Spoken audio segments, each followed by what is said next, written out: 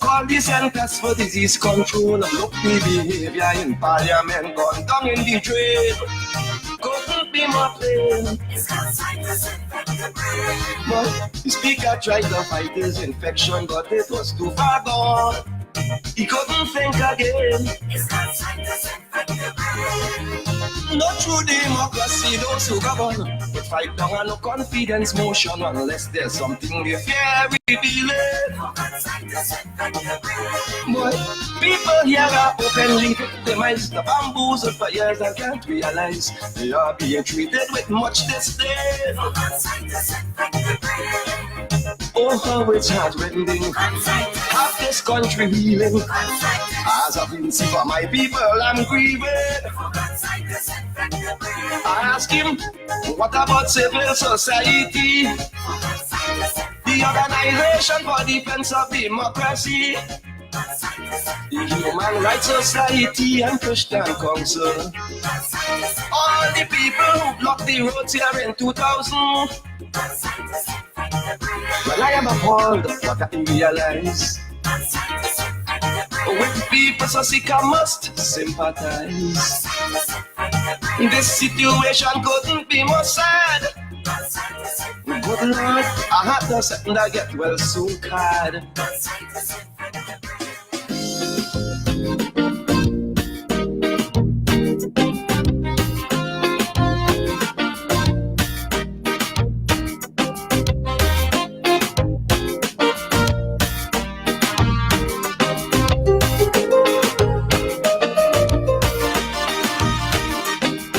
I can't believe I'm so bad lucky.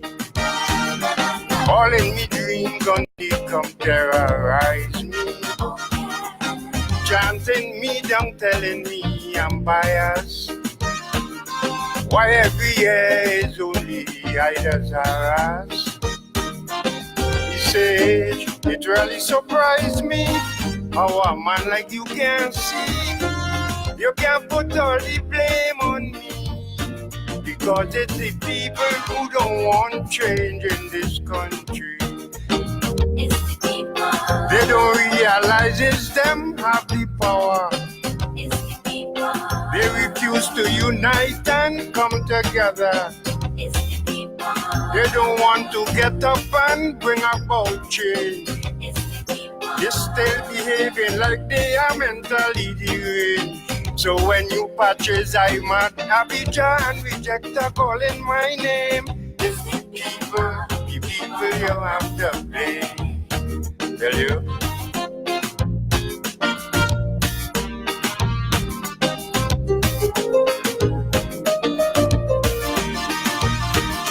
He said the people living in this country, I am convinced that they are stupid. They're so lackadaisical, I can't understand it. They're some of the most carefree people on the planet. It still has not caught to them. They are their biggest problem. Their self-defeating mentality is one of the reasons why I controlling them so easy. They don't care about this country direction. They still allow me to bribe them every election. They grumble and demonstrate only for 9 days.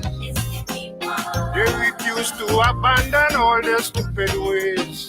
Because if the people decide to get up and change this country, a leader like me would have gone immediately. Tell you.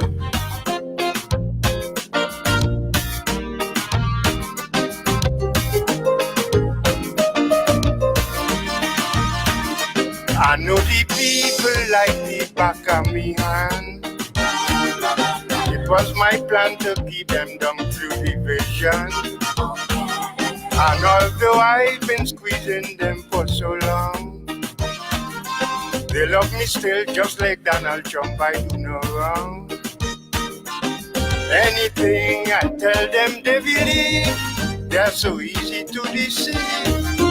I've been using the same strategy that is keeping them in fear, in ignorance and also hungry. It's the people. I never meet people who are so complacent. It's the people. I can get them to do anything I want. It's the people. That's why nothing ever come out those rape accusations. It's the people. They don't want no one else to run this nation. Anytime they decide to make the changes that are necessary, a leader like me could have get kicked out the own party. Tell you.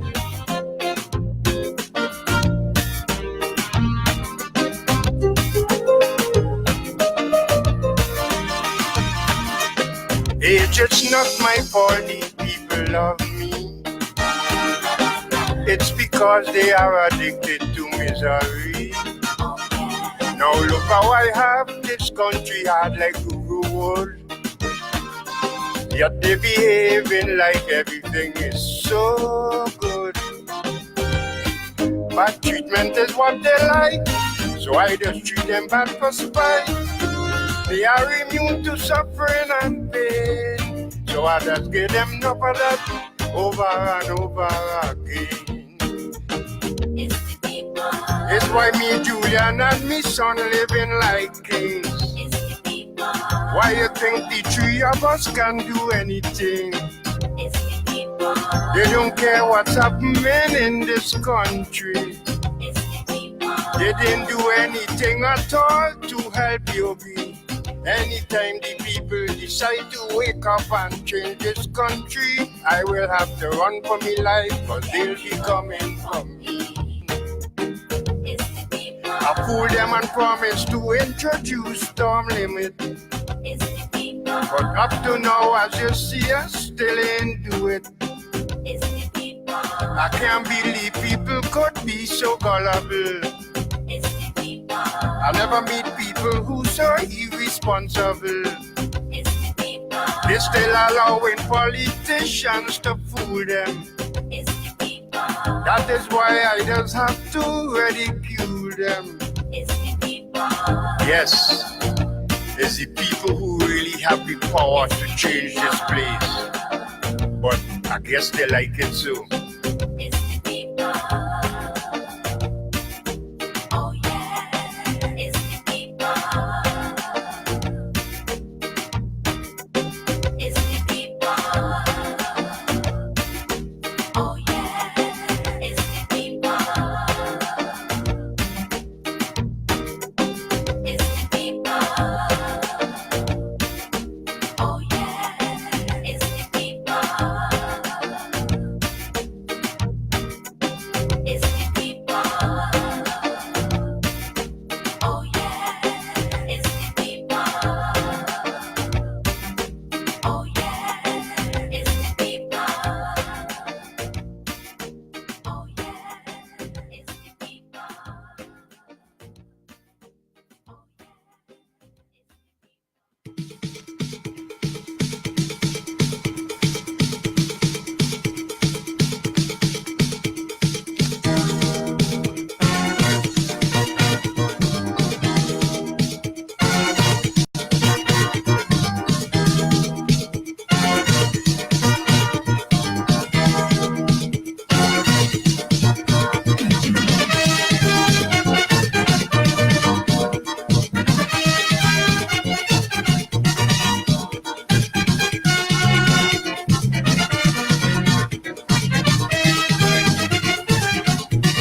You is a joker.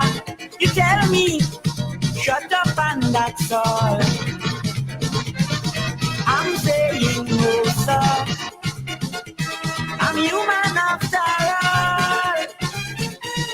You think you have the plaster for each and every soul. You've intention, Peter Bota. We can't take any more. You don't indicate to we. You control the sun. Whatever order you give we, that shall be done. You want to beat me, you want to treat me Anything you tell me, I have to agree. You must be think me left me mouth in a me mama. You must be think say me not been fit too. You want to knock me, you want to flog me, you want to accuse me, you want to abuse me.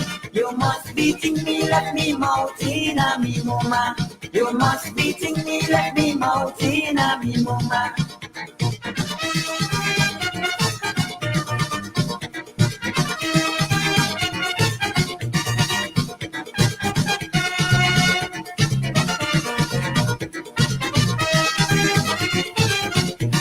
Westminster in your bosom, confusing your sensibility.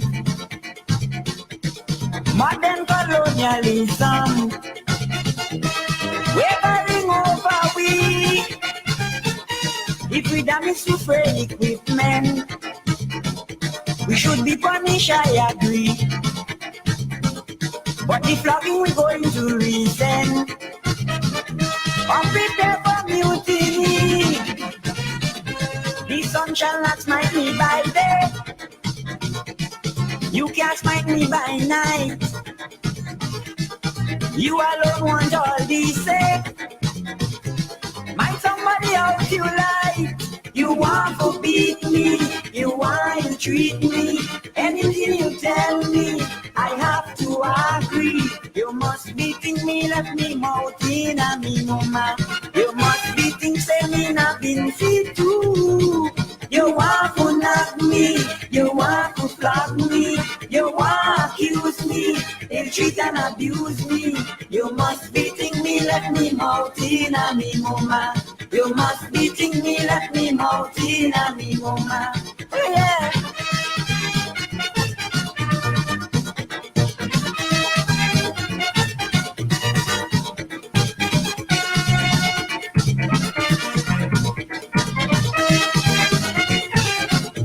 You run with Teresa. You are a national head. You want the media. Say very if you say that. You're treating Vincentian people like Pharaoh treat the Israelites. We made a mistake and grumble. You turn off the searchlight. Well, call the country down back or Hotel California. We must stay foolish and frightened. Respected ever after. Then you go beat me. Then you go to treat me. Anything you tell me, I can't disagree. You must be think me left me mouth in a me mama. You must be think say me not been fit too. You want to knock me, you want to flog me, you want to accuse me, ill treat and abuse me. You must be think me left me mouth in a me mama. You must be think me left me mouth in a me mama.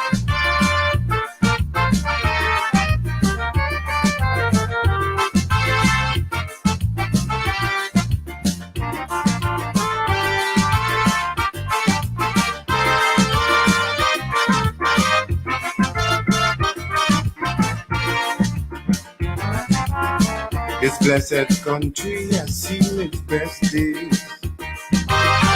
Just look at it now, it's torn to pieces. How did we get to this point? Ain't no mystery. We wasted a lot of years simply mashing up the country. Now can we put the pieces together that will redeem this land? I say yes we can, my brother, but not until we understand we got a country to build. And if we don't do it, who will? We gotta come up with some kind of plan to salvage what's left of our nation. So we ain't got no time to chill, 'cause we got a country to build.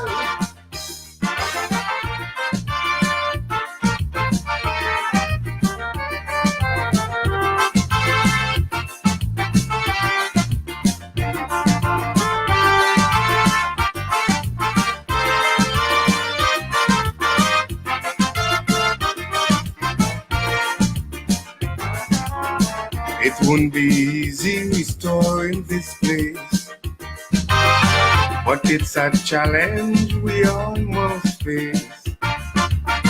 This country is drowning in a sea of stagnation. What it really needs is serious resuscitation.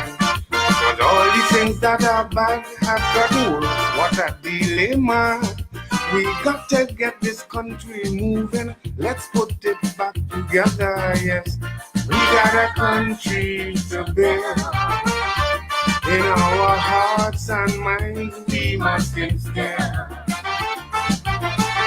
We got to start and make preparation to undertake the great task of rebuilding this nation. It will be a long and hard struggle uphill, but we got this country to build.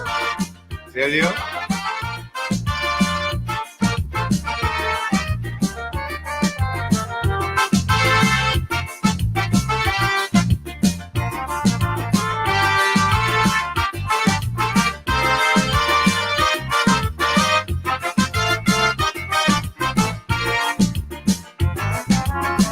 The leaders here, they don't have a clue.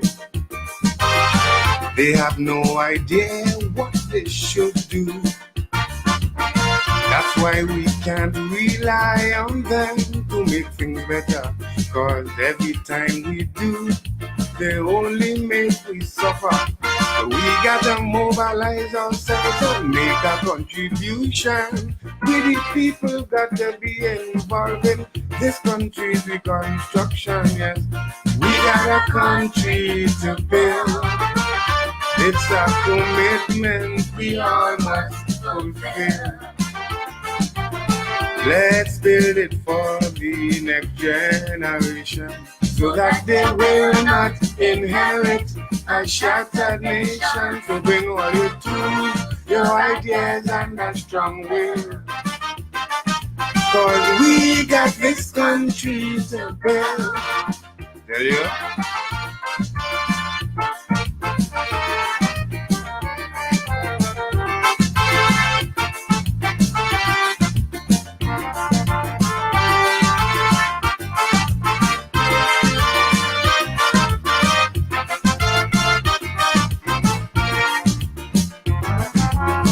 First we got to build a strong foundation. That means we got to upgrade we education. Cause we are certainly not ready to face the future. As we all done see, everything now is computer. So preparing ourselves for the next millennium is what we should do. Just take a good look at this country and tell me if it's not true that we got a country to build. And if we don't do it, who will?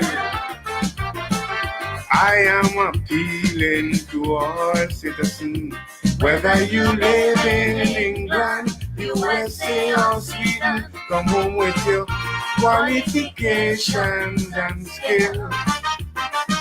Cause we got this country to build.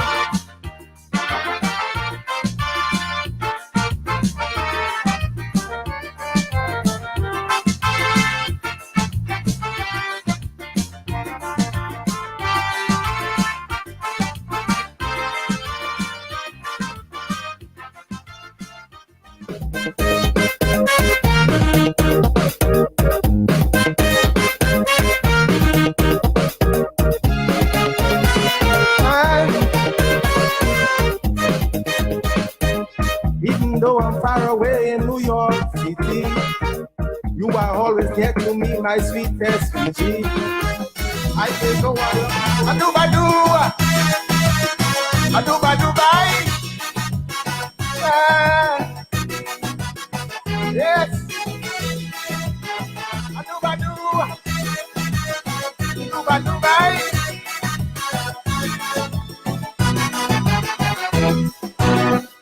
Stop, Ryder, please. Don't give them no pardon. All who have their hands in the cookie jar, magician. All who think that stay as money, I want them in jail, throw away the key. But you can't pay to fight corruption, so let an example for the station. All who crooked and devious, all you demand that you lock them up. And with all the teasing that went on there, somebody went to jail, and I don't care if it's head or tail. Somebody going to jail. It could be son, it could be cousin, but somebody going to jail. We have to teach these folks a lesson, and somebody going to jail. I hear they leave the treasury empty, but somebody going to jail. This is the land, house, and property, and somebody going to jail. Adu-ba-doo, adu-ba-doo-bye. Wait, adu-ba-doo.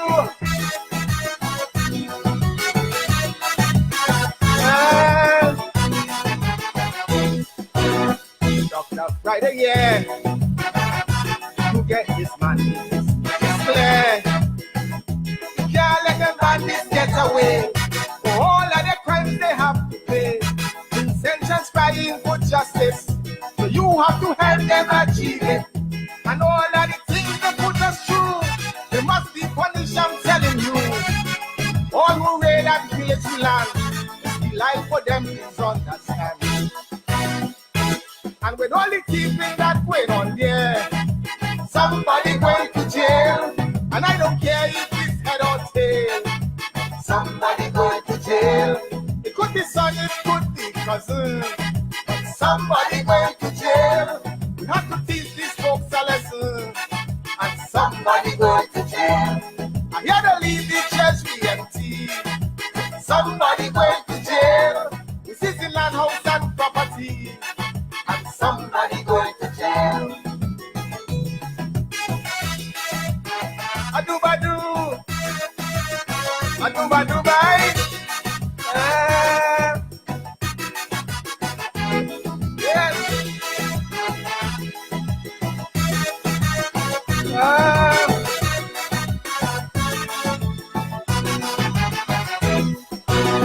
Dr. Friday now, can't see this crime here on the rug. All who live their lives in corruption, they must be exposed to the nation. All who deal in liquid cocaine, why hold a press conference and call the name. And all who exploiting our women and taking advantage of the children. All of them who are pedophiles, they do the crime, they must do the time. And with all the teaching that went on there, somebody going to jail, and I don't care if it's head or tail. Somebody going to jail.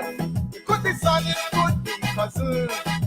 Somebody going to jail. We have to teach these folks a lesson, and somebody going to jail. I hear they leave the treasury empty. Somebody going to jail. This is the land, house, and property, and somebody going to jail.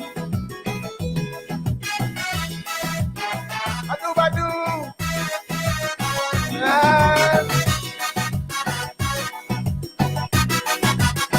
Yes.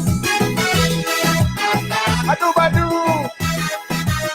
Adu-ba-doo-bye. Yes. Dr. Friday, so I'm singing this song here to let you know.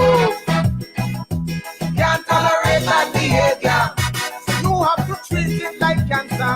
And all who engage in misconduct, destroy them, people tell them hard luck. But you have to guard your legacy and show us you have integrity. And if you fail to throw them in jail, there'll be a stain yes on top of your name. And with all the teaching that went on there, somebody went to jail, and I don't care if it's head or tail. Somebody going to jail. It could be son, it could be cousin. Somebody went to jail. We have to teach these folks a lesson, and somebody going to jail. Yeah, they leave the treasury empty. Somebody going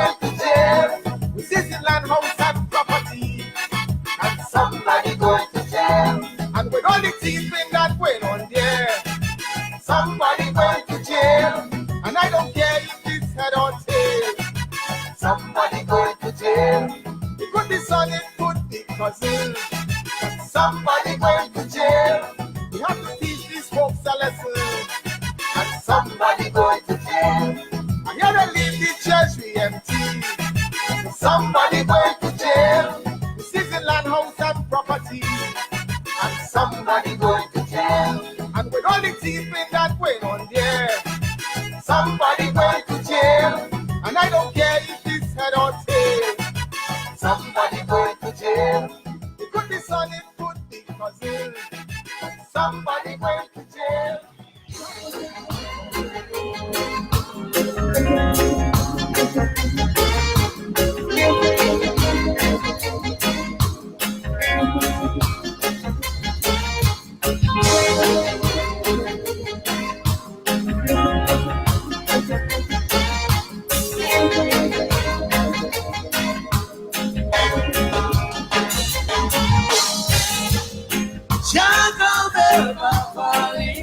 Falling rain. Tell my people by myself. Find themselves together. Jack on the falling rain. Falling rain.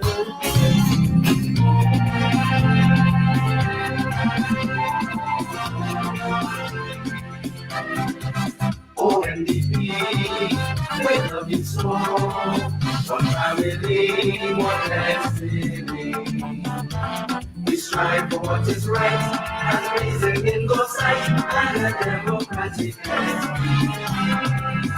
We believe our country's future must be shaped by our own hands. To ensure a strong foundation that's based on rock, not sand. The education of our children is the pride of every day, and freedom of expression is a pledge of our gratitude. Oh, NDP, we love you so. One family, one destiny. We strive for what is right, and reason in God's sight, and a democratic life. Let us put our heads together to keep our country's great, and protect our youth from danger. Proud guardians we remain. Our women and our children, we will grow with our land. The kind and gentle nation, and live in harmony. Oh, God, what a problem. Somebody stop them. Too much corruption, too much brutality. This situation should be taken seriously. Every day somebody taking a human life. They play games, you don't know when the criminals inside. Too much murder and robbery. Can't be served by the police. Ain't no way to hide, ain't no way to run. How can we survive? They just keep going on. They're using guns and knives. They're looking for a fight. You even do a guy, protect your human rights. Oh, what a problem. They're crazy.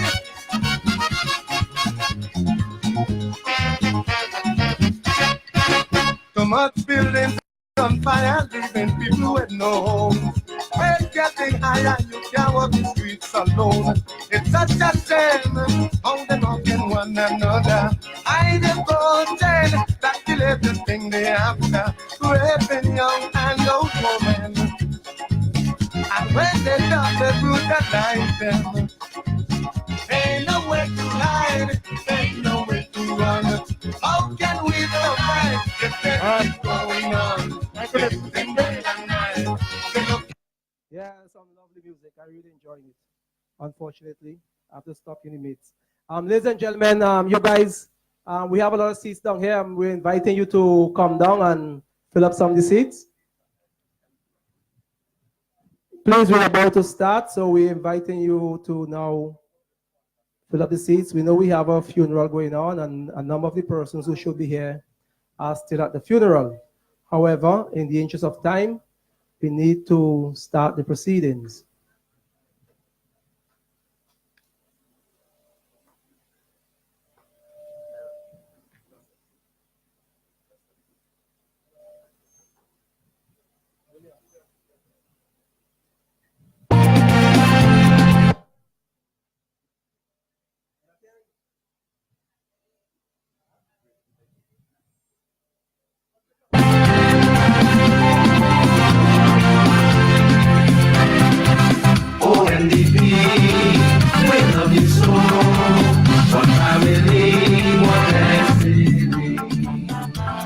Strive for what is right and raising in God's sight and a democratic. We believe our country's future must be shaped by our own hands. With sure, strong foundation that's based on rock, not sand. The education of our children is the pride of every day, and freedom of expression is the pledge of our family. OMDP, we love you so. One family, one destiny. We strive for what is right and raising in God's sight. Very pleasant good evening to all of us who are gathered here on this beautiful Sunday afternoon. Let me welcome all of you to this very, very important event, very important consultation. And I'm going to invite again those persons who are sitting on the wall, those strong young men, all of them young. I haven't seen an old one up there. So we're inviting you guys to come down. I know when you have a forum like this, there's a kind of a church setting. That is to say, the church always starts filling up from the back. So the only time you get people to go to the front is when there's no other seat. Yeah, so we're inviting you to come down because this church always starts filling up from the back. Okay, so it is our consultation, the long-awaited consultation on Arrowroot. And my name is Nigel Nature Stevenson. I'm going to be your chairperson today. Long-awaited welcome you again on behalf on Friday, Arrowroot, the executive and all of the members of the New Democratic Party. I will go into some further details in my remarks, in my opening remarks. But at this moment, I'm going to invite us all to stand because it is first thing first. The Lord has brought us here safely, and it is for us to give glory, give praise, give honor to him. So we're going to invite Mr. Augustus Williams to lead us in a word of prayer.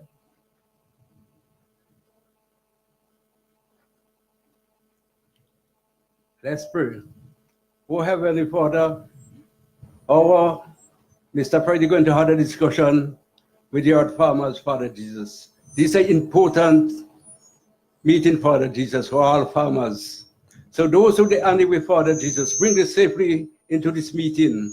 Any question to ask it peacefully without the Mr. Friday could understand, Father Jesus. Lord, Father Jesus, be merciful unto us. All of us inside here this afternoon, these sinners.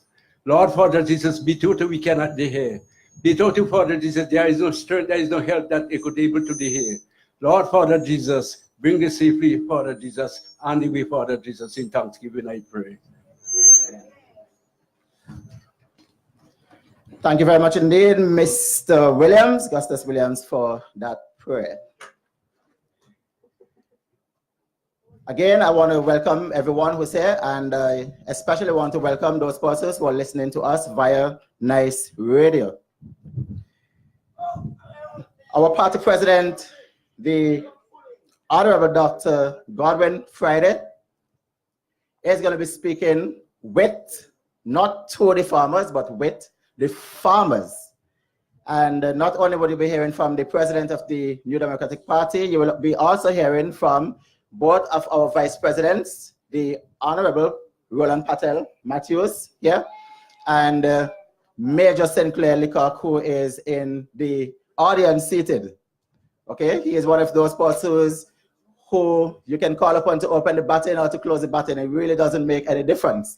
The opponents, bowlers, are always going to be taken to task. So he is quite content to be seated down there until his time to come to the microphone. We're also going to have a number of other speakers. Our caretaker, Brother Monty Roberts, is going to be addressing the audience as well. And also our candidate from the last general election for North Windward, Lauren Sherry Batiste, will also address the gathering. We will also have speeches from those persons who know a lot better than us. We're here, we've been hearing a lot about agriculture, we've been hearing a lot about Arrowroot, but our task today generally is to listen, to hear from you, and take notes and give you our opinion and how we're going to try to make your industry a lot better. So those persons who know better than us, there are some farmers who would give us some remarks. Alison Balcom, Joel Daniel, Keith Batiste, and Winfield Batiste. Those persons you may know, they are from your own community, and they're going to share with us their experiences as Arrowroot farmers. This forum is extremely important. Why is it so important to us? Why is it so important to the New Democratic Party that we would give up our Sunday afternoon to be here with you, the people of Oria and the surrounding area? We recognize that Arrowroot has been part of the way of life for the people of North Windward for a very, very long time. And we recognize that there are some challenges. But in order for us to understand and appreciate the challenges that are confronting this industry, it is important that we take a step back and find out one or two things about this industry. So those of you listening, be prepared to step back and make your contribution a little later, because we're going to this industry. Make provision for that. So those of you listening, but I'll pause so that you will digest those opening remarks. I'll pause there at this time, and something tells me that there are some very wonderful songboards in the audience. So that you will digest. But for me, there's no difference between my song and my speech. Obviously, I'm not talking about me. And something tells me so I'm going to ask somebody, and all of us to stand again, so that we can, for me, there's pay reverence to our nation. We're going to sing the national anthem. I'm going to ask those songboards, you can come and take my place, because I'm going to talk the national anthem if you give me the opportunity. Yes, so we don't want that. It's a beautiful afternoon, and we don't want rain coming in. Those songboards, you can come and take my place. I'm going to talk. Saint Vincent, Vincent, lands of beauty, with joyful hearts we pledge to thee our loyalty and love, and vow to keep you ever free. Whatever the future brings, of it will see us through. May peace reign from shore to shore, and God bless and keep us true. Arrowroot no fear, and blessed all your mountain high, so clear and green are home to me. Though I may stray, even come serene. Whatever the future brings, our faith will see us through. May peace reign from shore and God bless to shore. While you stand, put your hand on your right breast, your right hand, and let us repeat the pledge.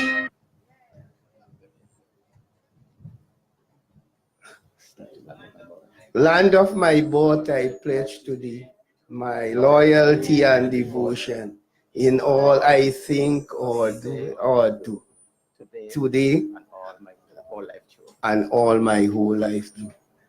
Amen. Thank you. Forgive me because it's over about 20-something years I didn't. Thank you. What's your name, sir? Well, look at that. I saw that name somewhere on my paper, Kate Baptiste. So, if Kate Baptiste could sing so well, we could anticipate. The Major Silaran is going to sing better, but Kate, thank you. And he's one of the farmers. We're going to hear from him a little later.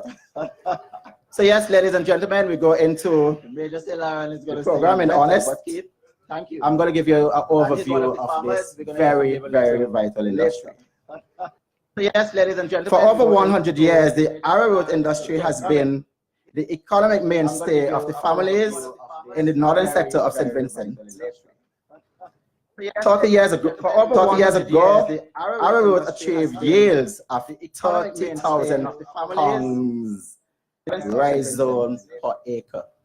You would understand, 30 years ago, Arrowroot achieved yield in this industry. That's 30,000 pounds rhizome per acre. At 18% starch, 5,400 pounds starch per acre was produced. We're talking about 30 years ago. 30 years ago is not so long. Because the New Democratic Party was in office, what, 17 years? And these people thieved away for 17 years. So you know that's more than 30 years, so it's not so long ago. That is what you used to be producing. However, since the Unity Labour Party has taken the reins of power, agriculture has been on the decline. Today, our arrowroot yields equate to not 30,000 pounds anymore, 11,000 pounds rhizomes per acre on average.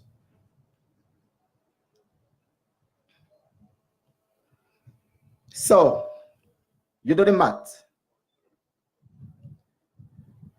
You're operating at 36.6% since labor start, which means that you have a capacity to increase, to improve by almost another 64%. So you're producing far less than you used to be producing. And who do you have to thank for that? The Unity Labour Party. At this low level of yield, productivity, we have lost much of the competitive edge that we used to have in this marketplace, as well as a lot of the money that you, the farmers, used to have in your pocket. And we cannot allow that to continue like this. From Arrowroot alone, with the current market price, the market price today for starch is $7 US per pound. We are losing a potential 23,400, let me check that again, $23,940 US we're talking about there per acre per crop. So think about those of you who have 1 acre. At your harvest, that is the kind of money. We're not talking about 23,000 EC dollars. We're talking about 23,000 US dollars. Multiply that by $2.67. That's the money that you would have had if you had an acre of land under Arrowroot. The causes of low yield productivity include poor quality, the wrong type of inputs, lack of transfer and adoption to better technology, lack of development funding and support for farmers and farmers' organizations, poor infrastructure, including farm and feeder roads, and a policy which regard agriculture as a thing of the past. Did you hear that part? Policies by whom? The Unity Labour Party that regard agriculture as a thing of the past. That is why we, the New Democratic Party, are here today. Because we recognize that there is a potential for profit making. There is a potential for our farmers to become, to see themselves as entrepreneurs, their own businessmen and women, producing and earning a living from Arrowroot, rather than going with a begging bowl to someone in the complex in Kingstown. So we understand the plight. We have been hearing for the longest while the difficulties that our farmers have been faced with. So it is for you today, brothers and sisters of Oria and the surrounding areas, to participate fully in the discussion that we're going to have here. Because our modus operandi, that is the New Democratic Party, is to ensure that your economic independence is restored to you. Compare that with the modus operandi of the Unity Labour Party, where, as far as they're concerned, they want to see you depending on them continually. So when you get a little handout, you will feel that they have been, good to you. But I don't want you to get that impression that a little handout means that the government is good to you. A little handout means that they are depriving you from being all that you can be as a farmer, from having the capacity to take care of yourself and your family and live comfortably like all those pursuits in the Unity Labour Party. They want to take that away. That is why they're giving you these handouts. So I think I've done basically my task. Take the shine off the ball for the first couple of overs. But I want you to remember something, and do not forget it. The Unity Labour Party government is the only government in the entire world that has made a proclamation that they are moving away from agriculture. Have you ever heard that kind of pronouncement from any responsible government anywhere in the world? Never. Because we believe that any country that can provide for itself through agriculture is going to be one where the gross domestic product of the country is going to be much better. We're going to have a better balance of trade position. And it means that we will effectively be able to feed our population. But they have said in uncertain terms that they are moving away from agriculture. So it is little wonder that you, the farmers in this geographical area who plant Arrowroot, are feeling the pinch. Why is that so? Because it is a deliberate act of the government, the powers that be, to impoverish you, the people of North Windward. Take away your livelihood from you so that you'll put your tail between your legs and walk with your begging bowl lined up to get a handout. But we're saying after today, we've had enough of them. And you, the farmers, will be restored to your original position so that you can benefit from the 23,000 US dollars per acre for Arrowroot that you have the potential to get. So we're going to take full use of this opportunity. And the New Democratic Party, once we get into government, will work with the farmers to ensure that you can be, or that you be all that you can be as you farm. At this time, I'm going to introduce to you, I want to welcome Mr. Monty Roberts, our caretaker here. We know that Mr. Roberts, one of his cousins passed away and today was the funeral, so he went there to pay tribute, hence his late arrival. But we're here, and you're going to hear from Monty a little later. So at this time, ladies and gentlemen, please help me welcome the leader of the New Democratic Party, Dr. the Honorable Godwin Friday.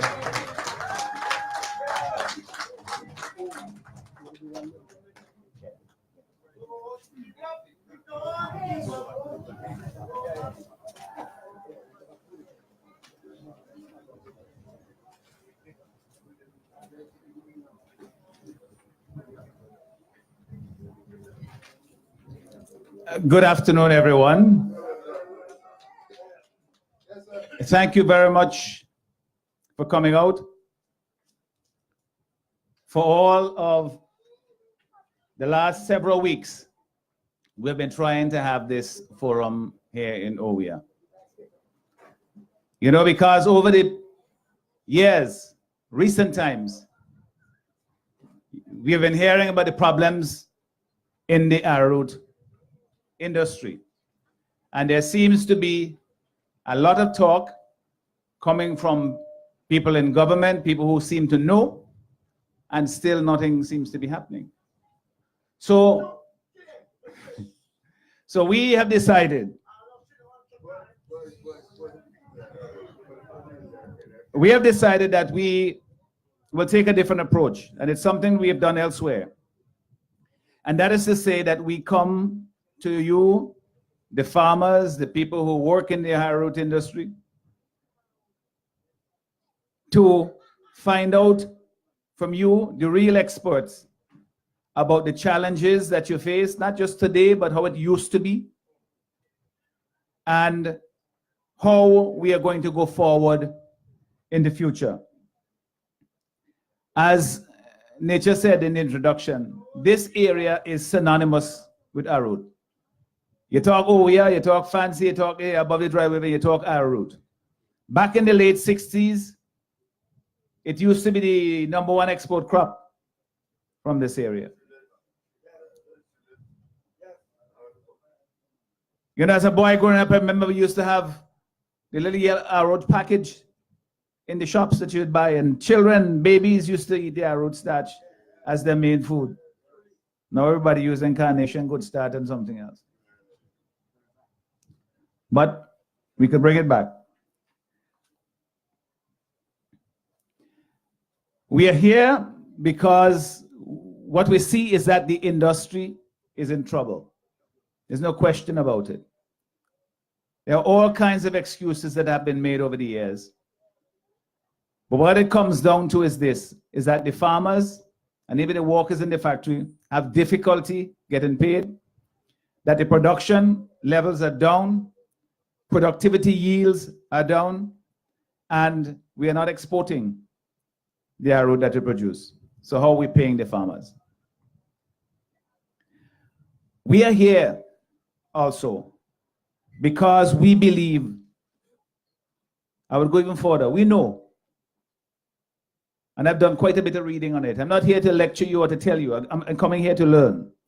But we know that there is a tremendous potential for the Arrowroot industry. This is something that, as Nature pointed out, it can be a serious economic benefit to this area as it used to be.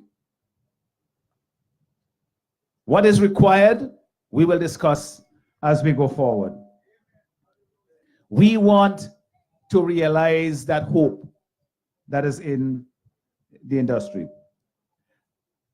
We have promised the people of this country that the way in which we will govern is the way in which we proceed with our business in opposition, which is to say that we go out and we consult with the people to find out from them what their problems are, and what is the most effective way to address those problems.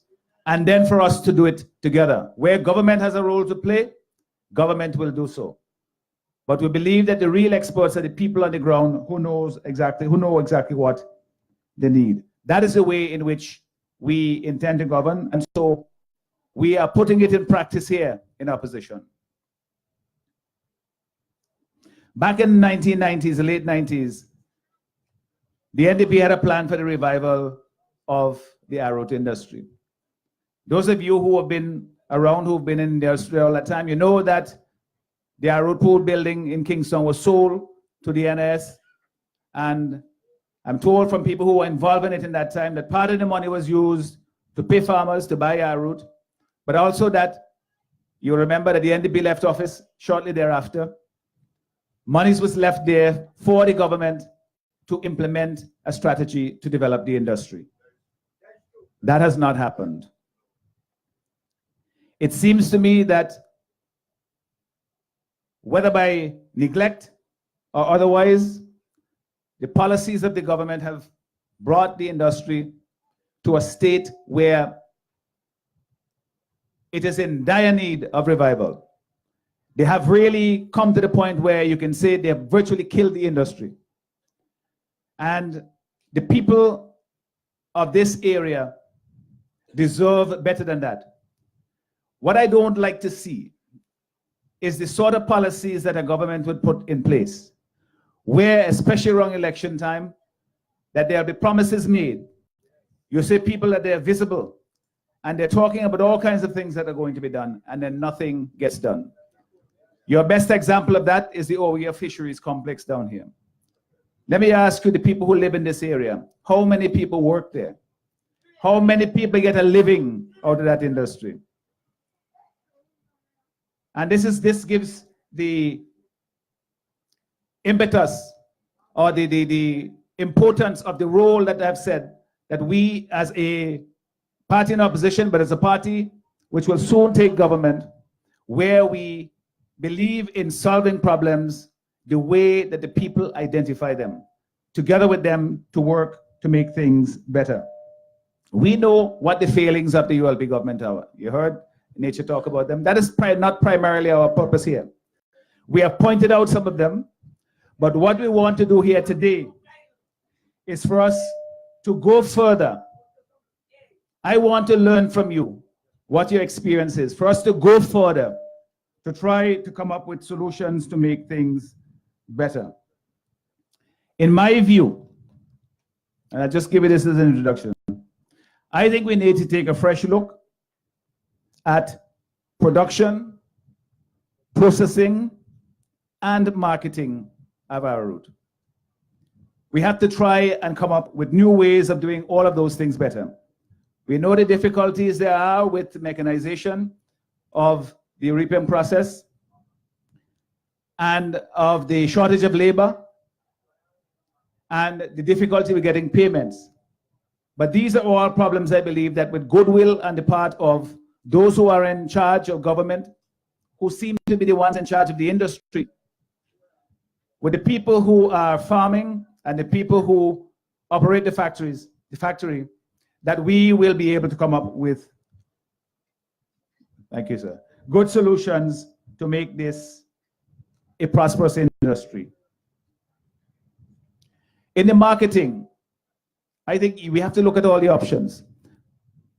We have the potential now. I've been looking at this thing on the internet, and somebody sent me a YouTube video all the way from Canada, looking at the health food benefits of arrowroot starch and arrowroot flour. The strategy has to be to look at every product that we can possibly make from this product in order to make it viable for the people who are the first producers, the people who are planting it.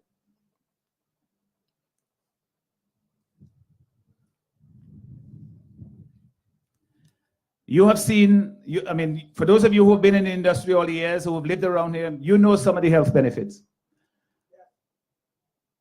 Whether it's with for babies or helping with sleeping, I'm told it's good for your heart, it's good for cleaning your liver. There are all these things that we can, with good planning, good science, and the will on the part of those who have the means to do it, to improve this industry for the benefit of the people in this area. I give you the commitment that when we come here today, it is with the serious intention, not just to lambaste the ULP or the government. At the end of the day, that's not going to put money in your pocket. What matters is how we approach the problem that we have in front of us. If we look at government as problem solving for the people of this country, rather than as a soapbox for us to stand up on and pretend that we are bigger than Almighty, if we look at it as a means of solving the problems that the people confront in their daily lives, we will provide good government for the people of this country. That is what we want to do. We have a problem, we have a serious problem with the arrowroot industry. We are here to try to find out from you what those problems are, how you see them historically, today, going on in the future, and for you to tell us how you see the solutions coming about. We are very, very serious about that because we know that we can turn things around. And with your help, we will all do it. You're going to hear more from me as we get the exchange going. This is a dialogue. I want to invite you, the people who come out here, who have experiences to share, to get up and to speak about them, frankly, with the intention of educating us, of telling us what we need to know about the industry, with the intention of also telling your colleagues, and for people who are listening to us beyond Medica's Yard here in Oya, that these are the things that we see that are hindering the development of the arrowroot industry. And these are the ways in which we see we can approach the solution. Take it very, very seriously. Don't matter about your grammar and whatever, not everybody speaks the same way. What we want to know is what you understand about the industry, the knowledge that you have imparted to us and to the people beyond here. Those who didn't want us to come here to listen to you, because remember we were supposed to come here since before Carnival. And we had a school that was given to us to use. Last minute, it was canceled. We had 2 other venues, and through interference, they were taken away. But we are here today. We gave you that pledge back then that this forum would take place. And if we had to stand in the yard and put up a tent, we are going to be here, and we are here today. I want to thank Medica for his hospitality, for the people who are here, who have come out here today. Let us have a constructive discussion. Let us benefit from each other's knowledge. Let us tackle the problems of the arrowroot industry. And let us start the path, the road to say that government's role has to be to deal with the problems as they confront the people and to come up with a solution together. We are starting this process here in the arrowroot industry. We did it before. We went down to Fitzhugh's some time ago. We talked about farming down there and marijuana industry. We had a consultation with the young people in Kingstown. Very useful. And we are doing it here because we believe it's the only way that we can truly represent the people of our country. Thank you.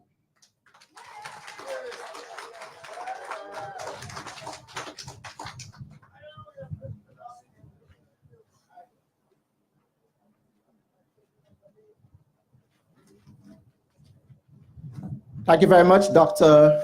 Friday.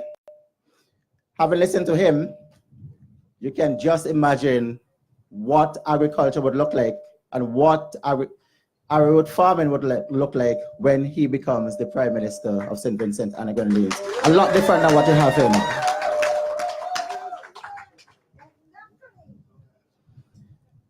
Well, I'm going to call to the microphone somebody that is no stranger to you, the people of North Windward. He's been there with you from the very start. He walked the walk and he walked the talk with you. And today he's going to talk again and tell us his experiences, looking back over the years when he represented you in this constituency. So please welcome Mr. Monty Roberts as he looks backwards. Because in order for us to appreciate where we're going, we must take a look back, and Monty's going to do that for us.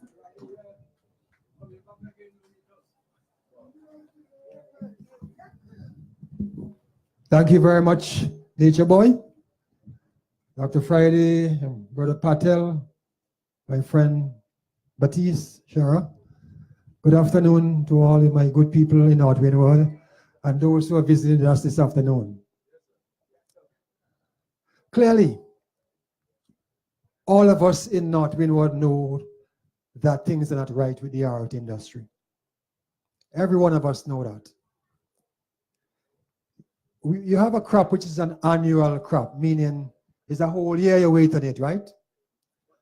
And at the end of the day, when you sell your rhizomes, you have to still turn around with 4, 5, 6 months before they pay you. So you're talking about a year and a half waiting on a little change from our art industry. Things cannot be right.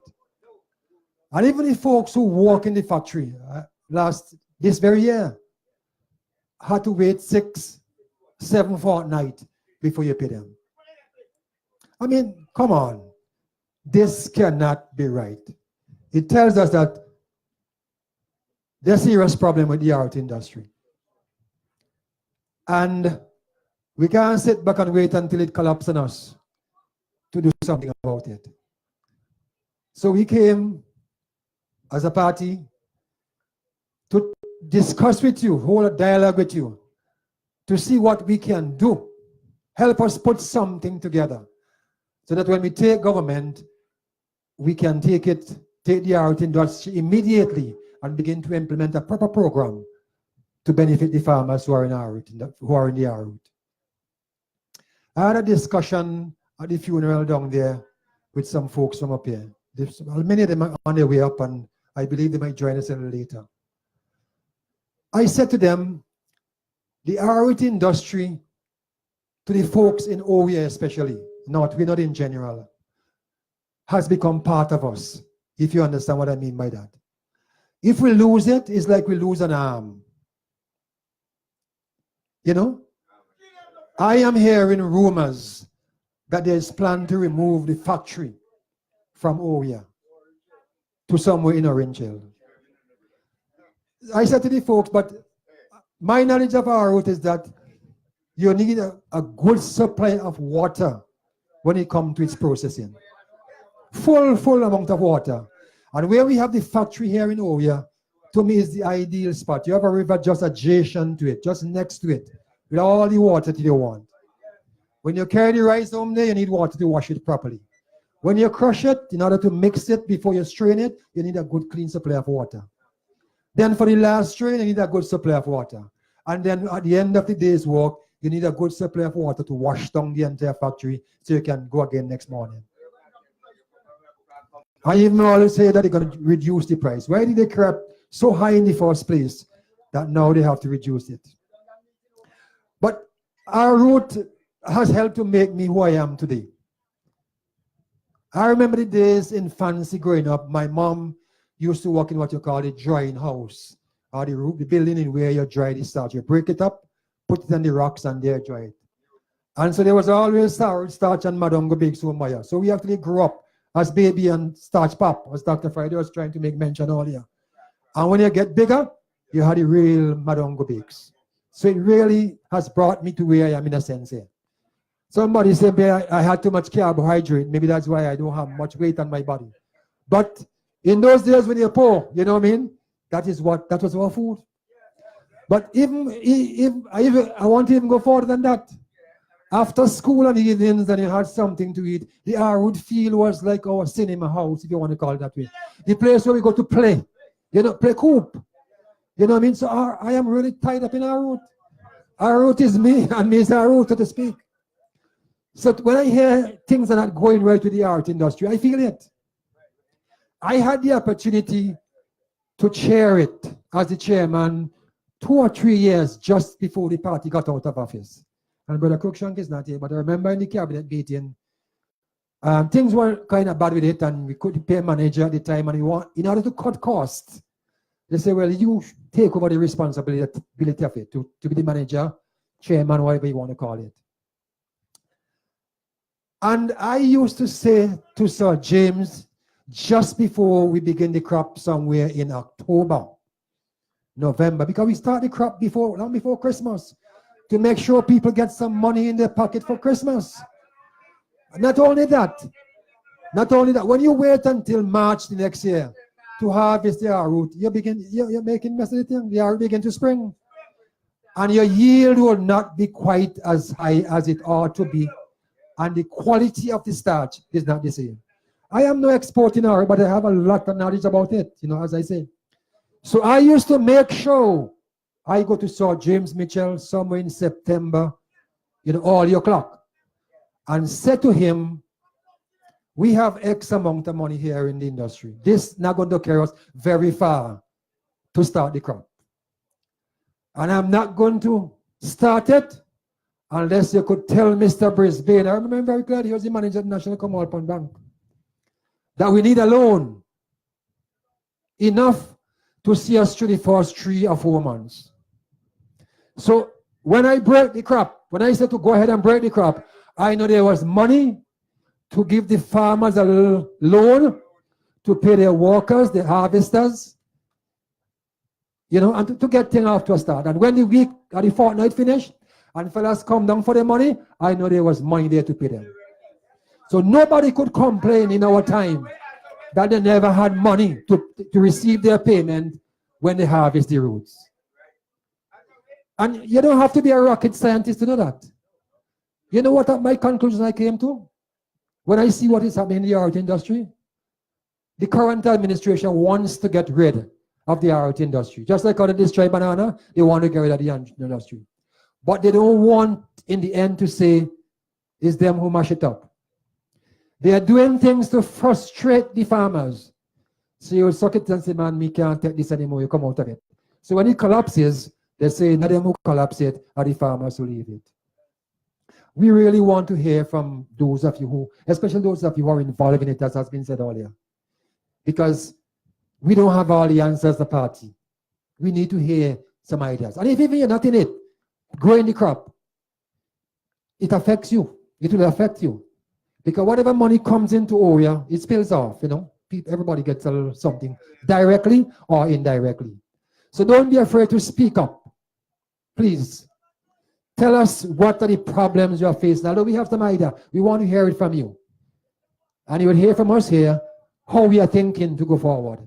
And together, I'm sure we can work out a solution to the problem that face the art industry, so that when we get into office, we can really hit the road running and ensure that this industry, which means so much to us up here,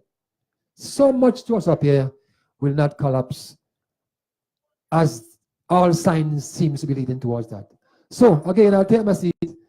Not much to say right now, and until I hear from you again, I will chip in from time to time if there is a need for me to do that.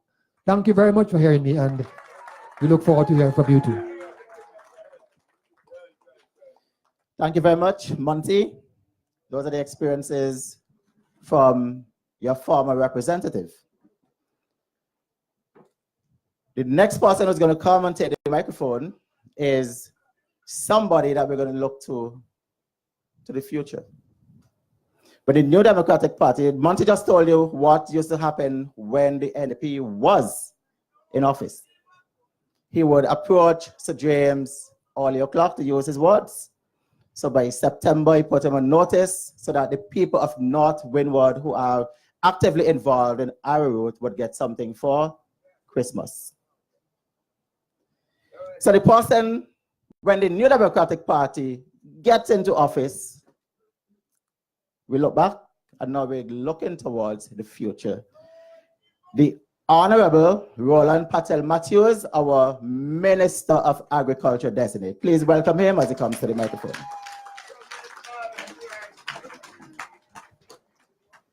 Thank you very much, Mr. Chairman, Brother Nature. A pleasant good evening to the people of Owia and other surrounding communities. It's a pleasure for me to be here to give a short address at this evening's consultation. As all of the speakers pointed out, we are here to listen to you, and it is something that we have been doing throughout the years in the New Democratic Party. We not just only talk the talk, we walk the walk. We have been into every constituency, every agricultural community in this country. The main reason being this: we in the New Democratic Party, we solidly believe that agriculture is the the mainstay of this country. And we have to go back to the farm in order for it to go forward. St. Vincent and the Grenadines have done tremendously well as an agricultural nation. And over the past 17, 18 or so years, we have seen a decline in our agriculture, including Arrowroot. We have to stop that. Because if we don't stop that, you'll be surprised that our import bill, especially on stuff that we can grow locally, would continue to increase over the years. I have this paper in my hand, right? And I want to give you an example of something. I want to link it with the advent of the Unity Labour Party in government. And I want to use the last full year of the New Democratic Party in government as the year 2000. And I'm going to give you, this information has to do with agricultural products in St. Vincent and Grenadines, what we produce here and sell, and what we import from overseas. In the year 2000, we produce goods, agricultural goods in St. Vincent to the tune of $65 million. That includes banana, arrowroot, and other ground provision. That same year, we imported into St. Vincent $10 million. 3 months after that, the Democratic Party was voted out of office. I want to repeat what I just said. In the year 2000, the last full year of the New Democratic Party in office, we in St. Vincent and the Grenadines sold or we export agricultural produce out of St. Vincent to the tune of $65.6 million. We imported just over $10 million, and 3 months after that, the New Democratic Party was voted out of office. 5 years after, 2005, St. Vincent and the Grenadines produced locally for export $47.9 million. And we imported $17.2 million. 2005 figures. And what we did that year, we continue with the ULP. In 2010, ladies and gentlemen, we produced $29.9 million worth in goods produced locally. Our import that very year was $26.2 million, as in 2010. We gave them another term. In 2015, friends, we produce in St. Vincent and the Grenadines, we export $27.2 million worth of goods. And we imported $29.1 million. And what did we do? 4 in a row. Now, we have to look at this seriously, you know. And we continue. In 2017, last year, we produced or we exported a little over $16 million worth. And we imported $32+ million worth of goods into St. Vincent. It is clear that agriculture is dying. People of OWA, when the Democratic Party come to you, and these figures, you know, is from the Ministry of Trade. This is government figures, not the NDP figures. So let them doubt that. When we come to you because we are very serious about the people's business. We believe that we can do much better. We have reached rock bottom, ladies and gentlemen, and it's time we take stock. Imagine 30 years ago, we were producing 30,000 pounds of arrowroot rhizomes per acre. Today, we are producing far less than that.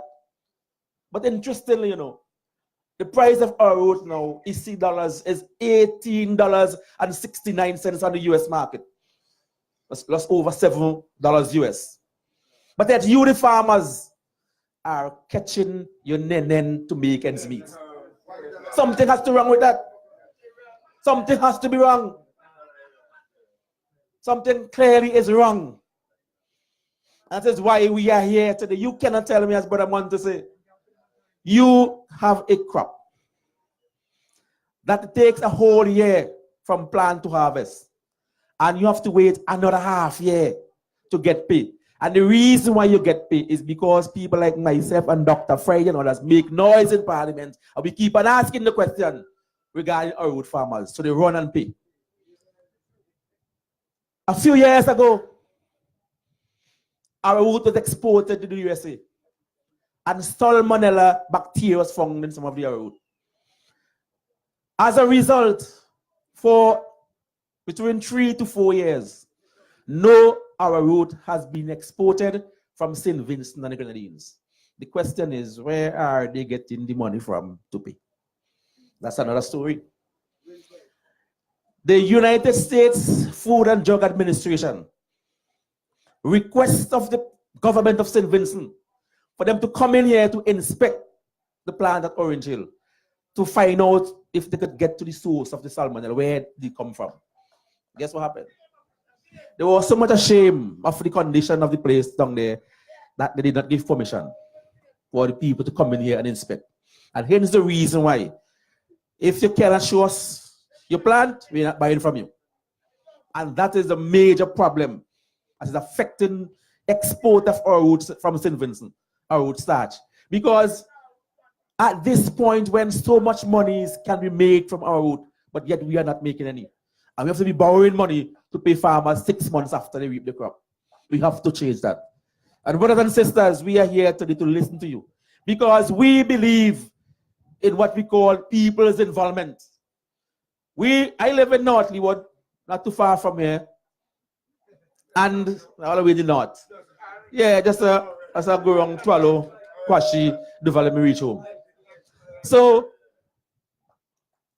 we, in a different local, we don't know what is happening up here. That's why we are coming to you.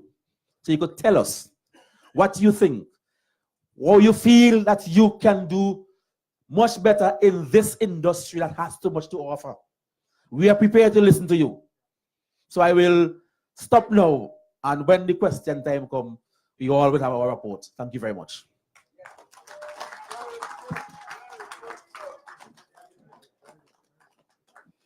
All right, there you have it from your neighbor and Minister of Agriculture designate. The next speaker is a son of your soil, not your neighbor, your brother. And I need you to understand there's something. There was a time when the both of us did radio together on Fridays. So you had the Nature Boy and you had the Carib Chief. That was a proclamation, and that honor is still bestowed upon him. Next speaker, Mr. Lauren Baptiste, your son of the soil is an agronomist.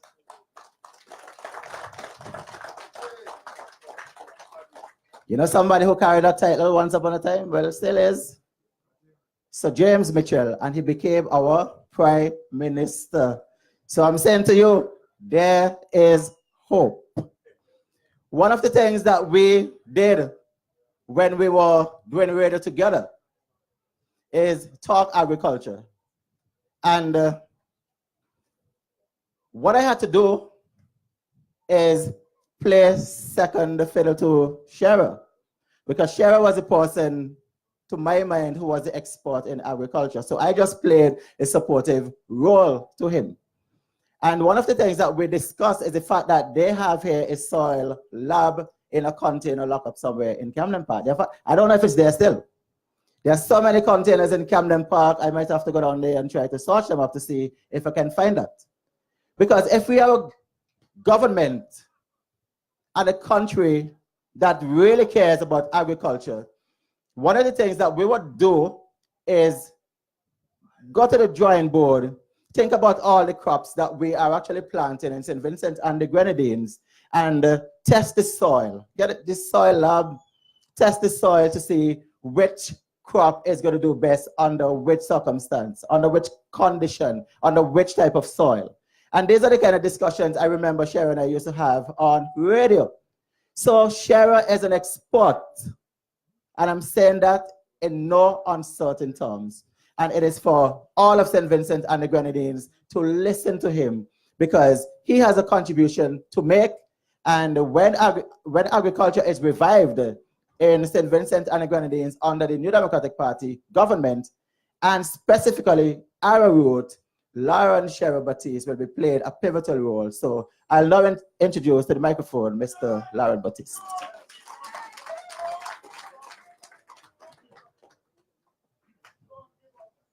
Yeah, thank you very much, Brother Nature.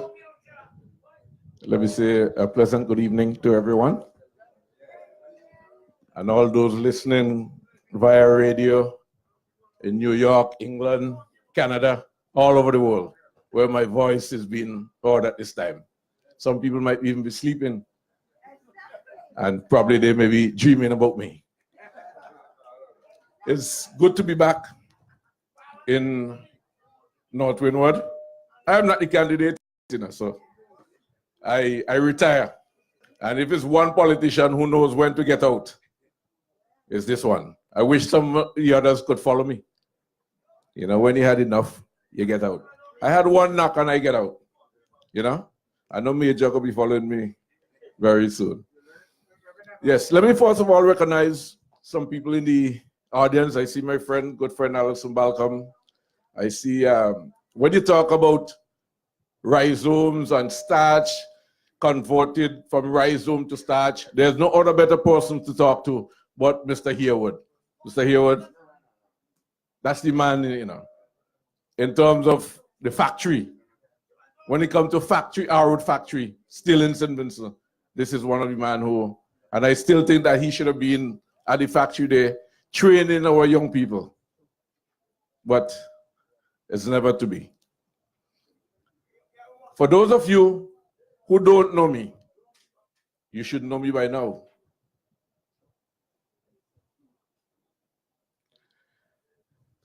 Years, many, many years ago, I have worked alongside the Arrowroot industry as the agricultural extension officer for this area.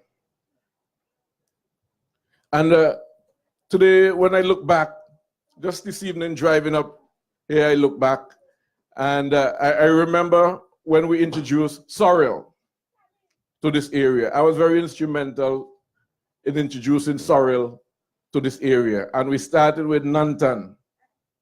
That's Bobby Nantan in Sandy Bay. Today, Sandy Bay around the Magum, London area is the biggest producer of sorrel. It makes me feel, you know, a little proud, because I know I am the one who has worked with these farmers, you know, to get them still continuing the production of sorrel. Also, soil conservation. I've done a lot of work in this area in terms of soil conservation. I remember in Owe right here, we did a lot of work over by Nolly King, an Arrowroot farmer. I don't know why he's not here today. Maybe he was at the funeral too. But I remember doing some work at Nolly King's farm, and he said to me, "Man, Sherry, you're taking up too much of my lands with these contour drains, you know." I said, "Nolly, they are important." He said, "Man, just dig one more and leave it." We dug one more and we leave. It was a Sunday. I was home, it was raining heavily. The phone rang. "Hello, this is Nolly. Man, I want to thank you very much for the contour drains that you put into my land, man. If it wasn't for those contour drains, you know, I'd have lose all my lands. If you see water running through the land." He said, "Look, don't wait. From Monday, come and put in all the drains for me." Also, Patel mentioned the USDA. I've had the opportunity to work with the USDA on the hot pepper production here in this region as well. The District 8 North region, that's the agricultural district. And I have worked with them with the Asian chili chip. That was a pest that was affecting the hot peppers at the time. Today, I am very disappointed that we did not continue with the hot pepper, because for hot peppers, it's a weekly crop that brings in a weekly income to to farmers. But we know what happened. This administration is not really interested in agriculture. So what become of the hot pepper? They kill the industry. Because the pest problem, every time we send out a shipment, it has to be fumigated, and it's very expensive to fumigate. So we have lost that industry. Also, I was also an Arrowroot farmer.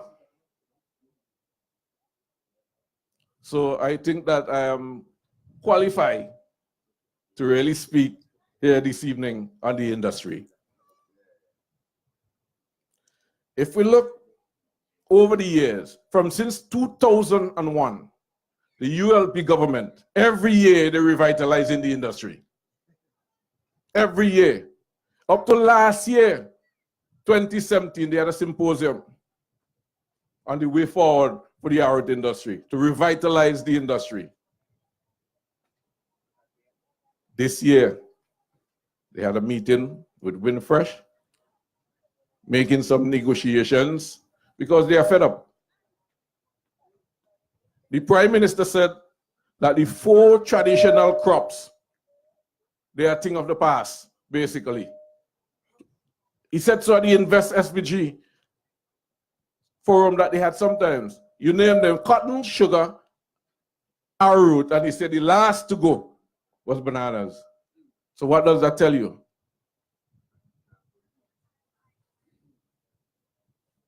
The way forward for the industry.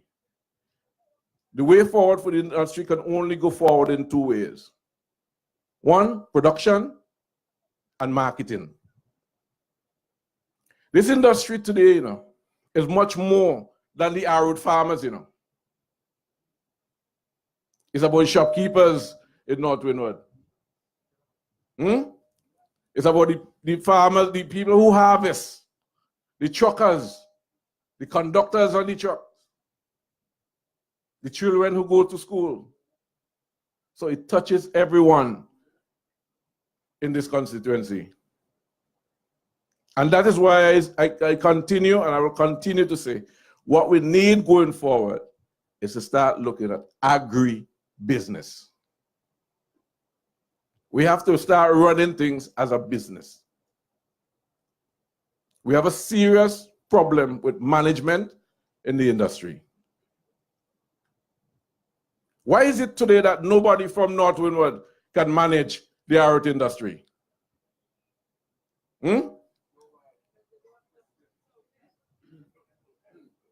If you don't have the resources, you must first look within the constituency. If we don't have it, then we go outside.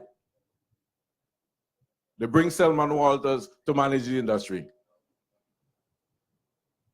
And we have people right here in this constituency who are qualified to manage the industry. You just think about, here, there's a young lady, Chevron, Nolly King daughter, who holds a master's in management from the University of the West Indies. And she teaches today at the Sandy Bay Secondary School, but can't be given the opportunity to manage the industry. They have to go to one of their friends. I want to tell you something, They talk about price, the increase in price for Arrowroot from 25 cents to $1. Do you know why you were given an increase? Anybody knows? Because 2 ministers in the ULP are Arrowroot girls.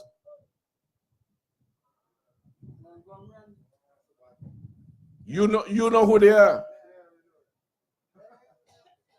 And they are 2 of the biggest Arrowroot farmers.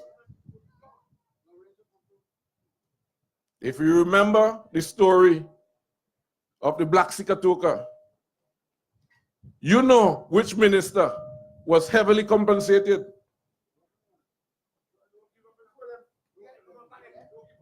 While other farmers are still awaiting to be compensated for the Black Sikatoka. So if we could look at some of the problems that we face in the industry from a technical standpoint. One, the timely application of inputs. We never have fertilizer when it is, and everything has to do with timing, because it is timing, right? Just as the plants start flowering, you need fertilizer. The principal law of crop production says that the level of crop production can be no greater than that allowed by the most limiting of the essential plant growth factor. So everything must go in terms of time. You're weeding, you're fertilizing, you're harvesting. If you have to wait until March, February, March to harvest, to start harvesting arrowroot, what is basically happening? We are losing the quality of our starch. Because why? What starts happening there is that the plants start now moving back. The starch is now being converted back to sugar. So the plant goes back now into what? Into vegetative growth. So the plants start growing again. Huh? So and we say it starts springing. Right? So when you do that, what the estimated yield that we look for, if you have everything in place for arrowroot, is somewhere between 25 to 30 pounds to the acre. A range between 25 to 20. One of the things I am not going to do is to say right now, presently, that we are getting 10,000 pounds to the acre or 11,000 pounds to the acre. I'm not going to quote anything because you know the reason why? We just know the acreage of arrowroot in St. Vincent and the Grenadines. We do not know. They will tell you all kind of fancy, give you all kind of fancy figures. But it is time for us to know what is the acreage, the actual acreage of arrowroot. They'll make some big guesstimates and tell you, oh, we have 200 acres of arrowroot just to make it sound good. So the application, the timely application of inputs is very important. And Brother Roberts mentioned that they want to move, they're thinking of moving the factory. Don't even worry about that. They have no intention to do anything with this industry but to kill it. Because the quality of your starch depends on the quality of your water. In Orange Hill, if you put a factory in Orange Hill, just think about it logically. Where you're going to get the water? Tell me. And it's going to cost how much to bring water from Robica to Orange Hill? It's just not logical. It's more of an emotion than logical. So that is not going to happen. So don't even bother yourself too much with that. Because as I said, every year, these fellas are going to revitalize. Every year we face the same problems over and over and over again. Right? So, like the other speakers, I am here as well to listen and to learn from you. And I look forward in working with you in this constituency because, you know, I ain't give up. My name is still on the voters list. The last time I checked it, my name is still on the voters list out here. So I'll be here to cast an X for somebody in the next elections. So thank you very much.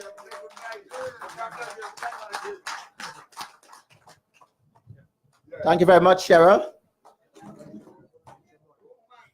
Cheryl said he's here to learn, but I actually have learned a lot from him there.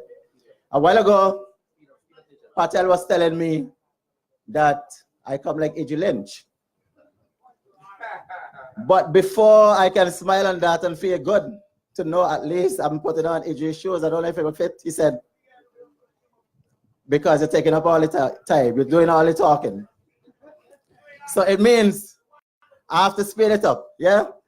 So Thanks again, Sheriff. And the next speaker that we would have coming to the microphone is somebody who is involved in planting, growing this particular crop, arrowroot. So without further ado, I'm going to introduce Mr.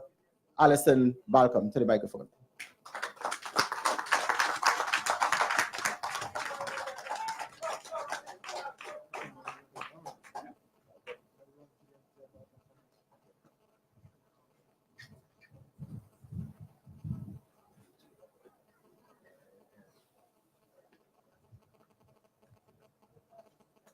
Good afternoon to the head table. Good morning, good afternoon, everybody. Well, at least the bulk of people should know me. I'm Allison Balcom. Right. I think that I might be about the oldest person who was responsible for selling the most arrowroot starch in St. Vincent. I was a part of my grandfather's business when we sold over 1 million pounds of starch for every crop year. Mr. Reynolds Caesar, I see him here, he would know about that. Sonny Haywood would also know about that.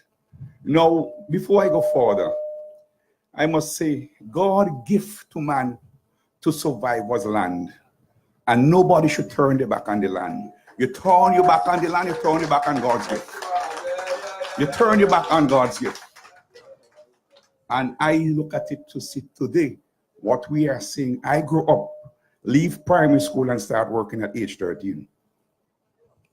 I start managing an estate for my grandfather at age 17 at Connery.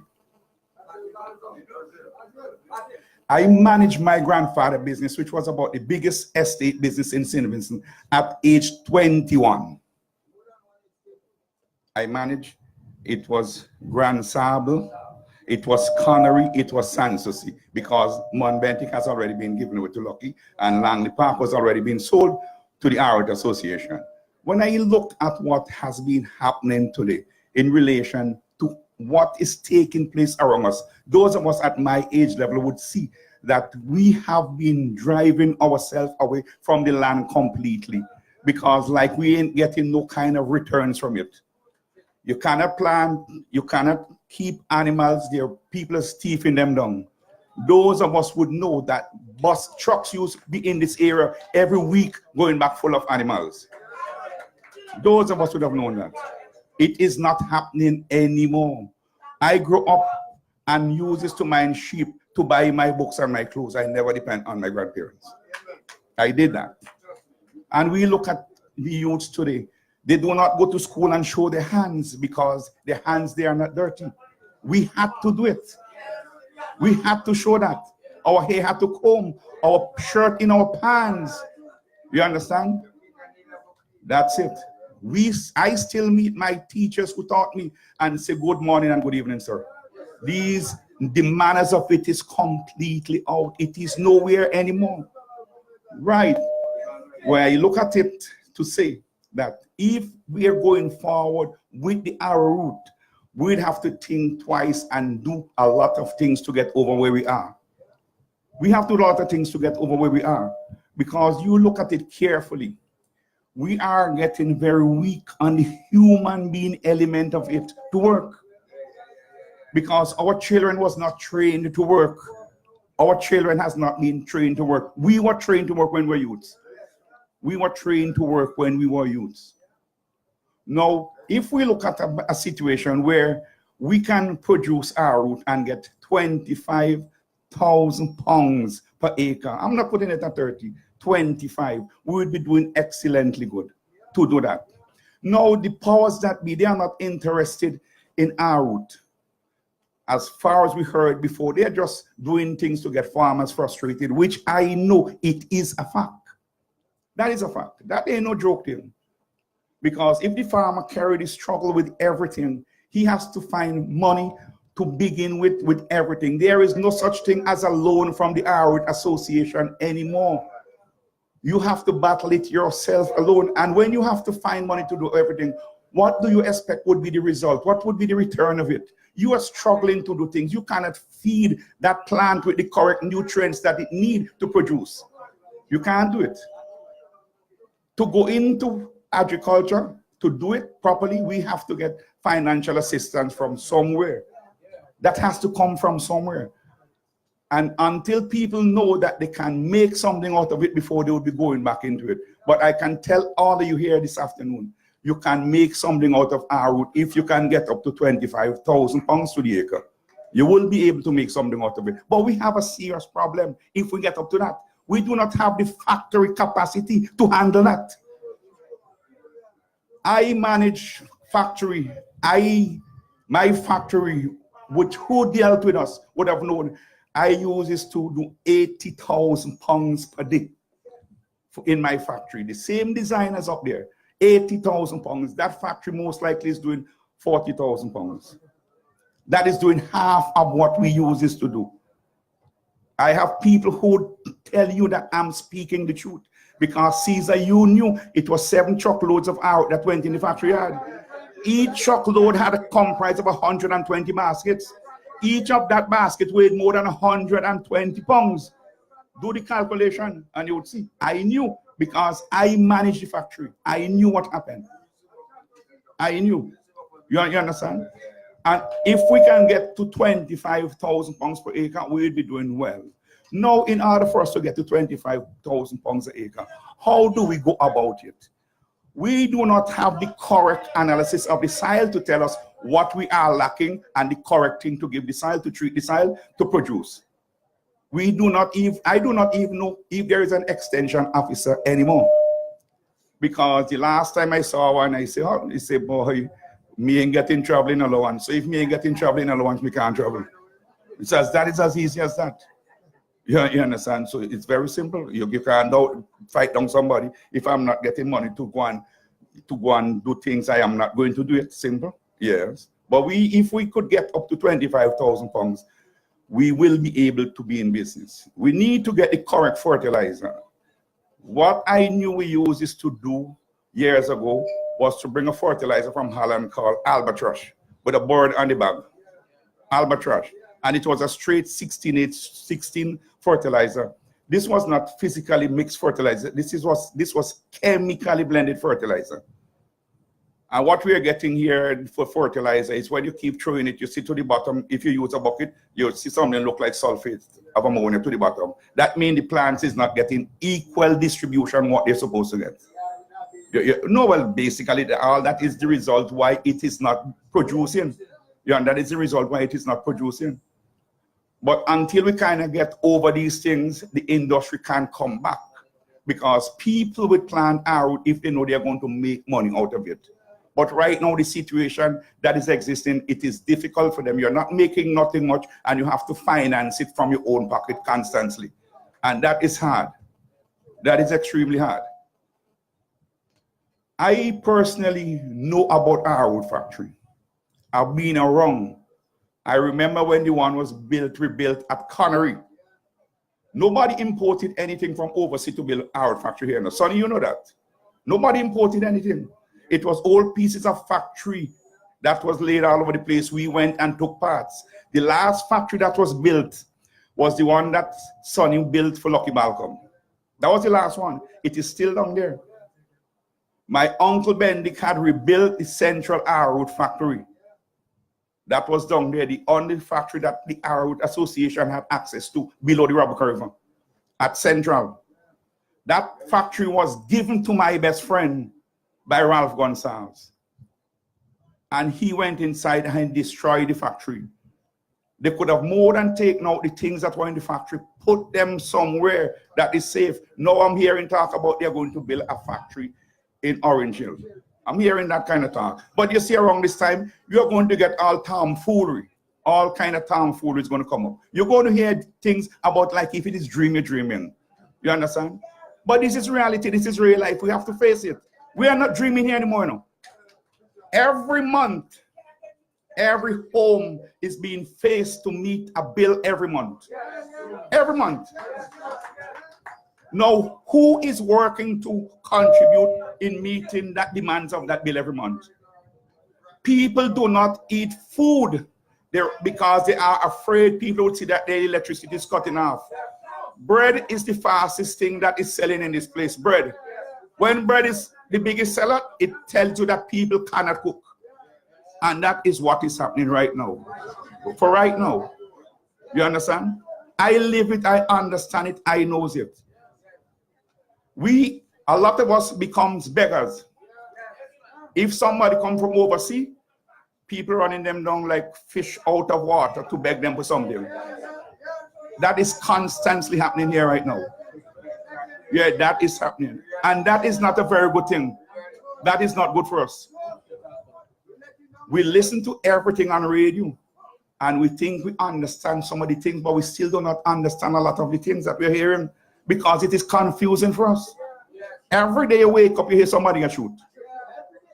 A man went and he sold some things. He went in Park Hill, check out the money. That night he was a dead man. He was dead because of his money. And this is the state we have become. This is where we reach to. This is not good. But I would say again that if we take stride and move forward with the land and we go ahead and if we can get 25,000 pounds of rhizome per acre, we'll be doing good. But the factory will have to put in place to accommodate the situation because it makes no sense to dig it and you have it and you can't take it to the factory. Everybody here would have known Miller who worked at that factory when that factory ran with one engine. Had one engine. The last engine was bought by Freddie Olivier when he was manager for the Arrowroot. Yeah, the last engine. You understand? I use this to come and assist Mr. Miller when there is work in the factory to be done. I bought stuff and always had it home. I still have perforated sheeting that I bought for that factory, which I know I'm not going to ask nobody to buy it from me because I don't already know the situation. I understand it. I look at that factory, I hardly want to go inside it because I don't really go inside the factory since they're dealing with what they're dealing with. And I look at it to say, look at it, this is already a dead. That is already a dead. The best area the drying house was located up there was on the left-hand side going in. That was the better drying house that dry starchy fastest. The best area.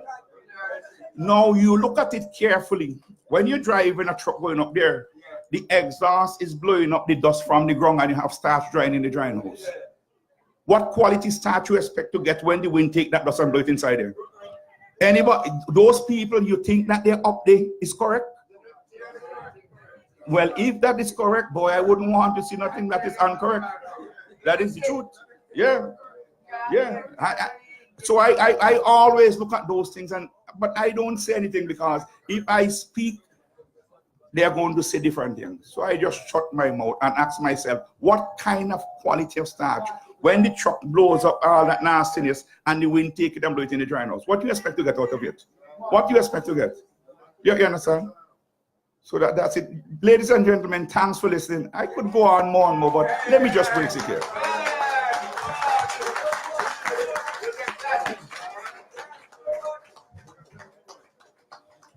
Well,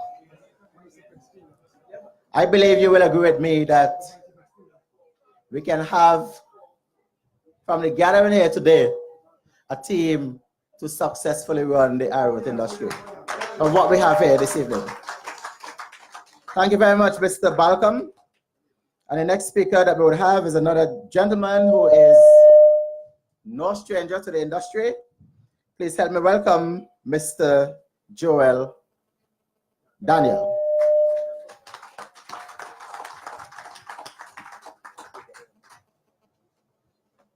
Thank you very much and greetings to everybody. Mr. Roberts and Mr. Baptiste have said most of the things I wanted to say. However, I would like to divert a little bit and direct a question to the farmers. Ask them, farmers, what are the problems we're facing right now?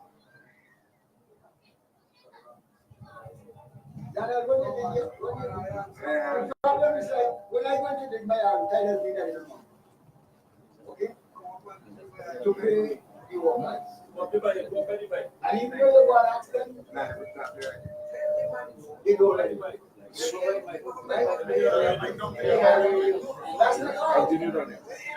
So money, so you need a little assistance. Even though I work with somebody and I didn't know that for me to get paid, I had to wait so long.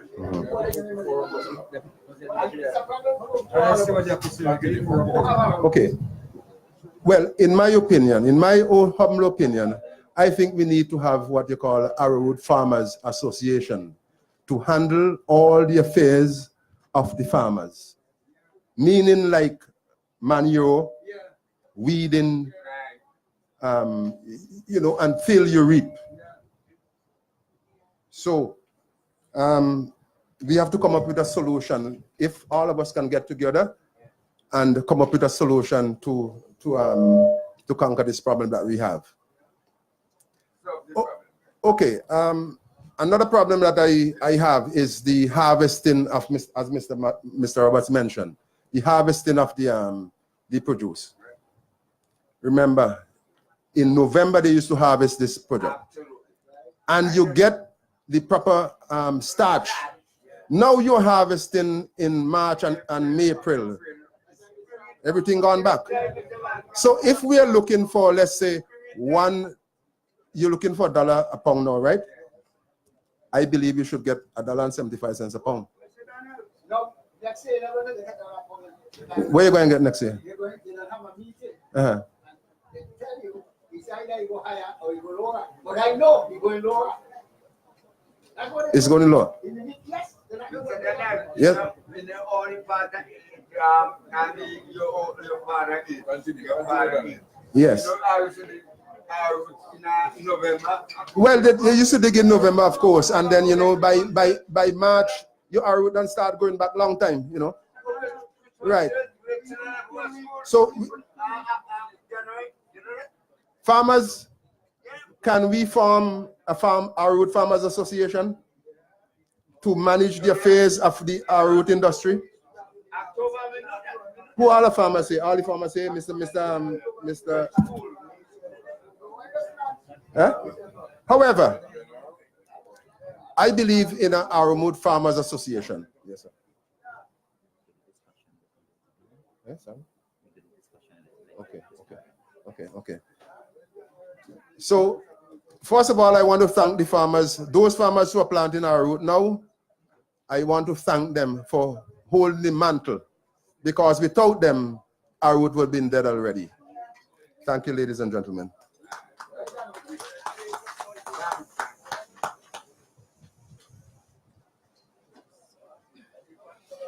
All right, Mr. Daniel, thank you very much. And I'm sure that Mr. Daniel is going to come back, because what he was giving you there is a little teaser, a little appetizer to get you to participate in the next part that we're going to be having. The next speaker, brothers and sisters, Mr. Winfield Baptiste, another expert. Mr. Baptiste? Keith.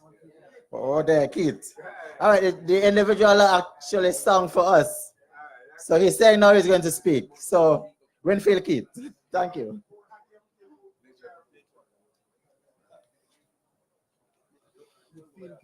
Pleasant good afternoon to everyone that gathers here. Special good afternoon to the executive members of the New Democratic Party.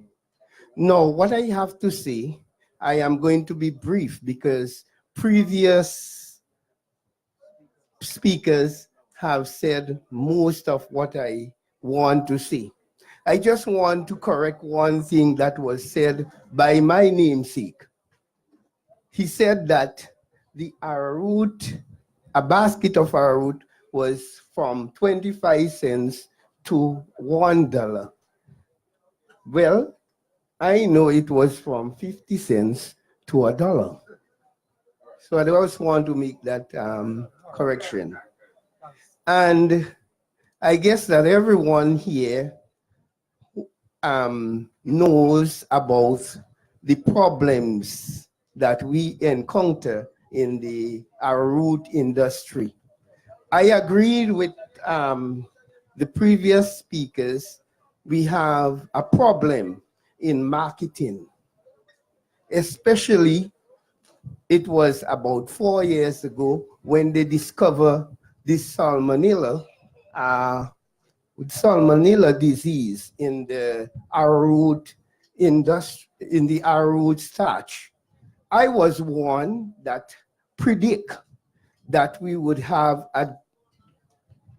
it would be a problem, because once the Americans find that disease, they are going to dig deeper into what caused it. And today, we have that problem still existing. So, as I indicate to you, I'm going to be brief. So let me just take my departure now. Thank you. Thank you very much indeed, Keith. That brings us to the end of our formal setting where we're going to have these speeches. A while ago, I got confused because I was sitting here and I kind of forget my compass. I recognize that the wind is blowing from my left. And I was looking, I was saying, boy, it seems as though we might get a little bit of rain, but the direction of the wind is going to blow that rain offshore. But I realized I'm actually in Oria. So the reverse is going to take place. So what we're saying here is that the wind is blowing onshore from the west. So it means that we're going to have to hurry us and carry on with our activity today. Now, for those of you who have listened, and those of you who did not get the opportunity to come to the microphone to enlighten us about what you know about this very vital arrowroot industry, the microphone is now open to all of you who have any questions or any contribution that you want to make. Any addition that you want to have to what was discussed a little earlier, this is your opportunity. So the microphone is now open, and I'm going to invite us to come and let us have this, let us flow. All right? Because as I said before, we have onshore wind, and we never know what kind of weather will follow that. Yeah?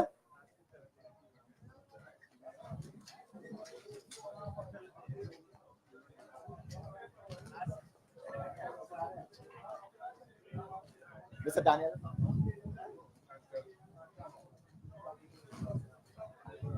Oh, what's his name? Okay, Mr. Nanton, I see you're taking cover, but I want to give you the opportunity as somebody who is involved in this industry to give us some remarks. Give us some remarks about what you know about this very important industry. No, you can use the microphone. This is my problem is this. It's like when I go and dig my arrow. No, you can use the microphone. The whole wall is listening. Okay. No, the problem with the farmers is like they need help when they're going to dig the arrowroot. Okay? Because some of us don't have any money. Okay? And if you ask for help,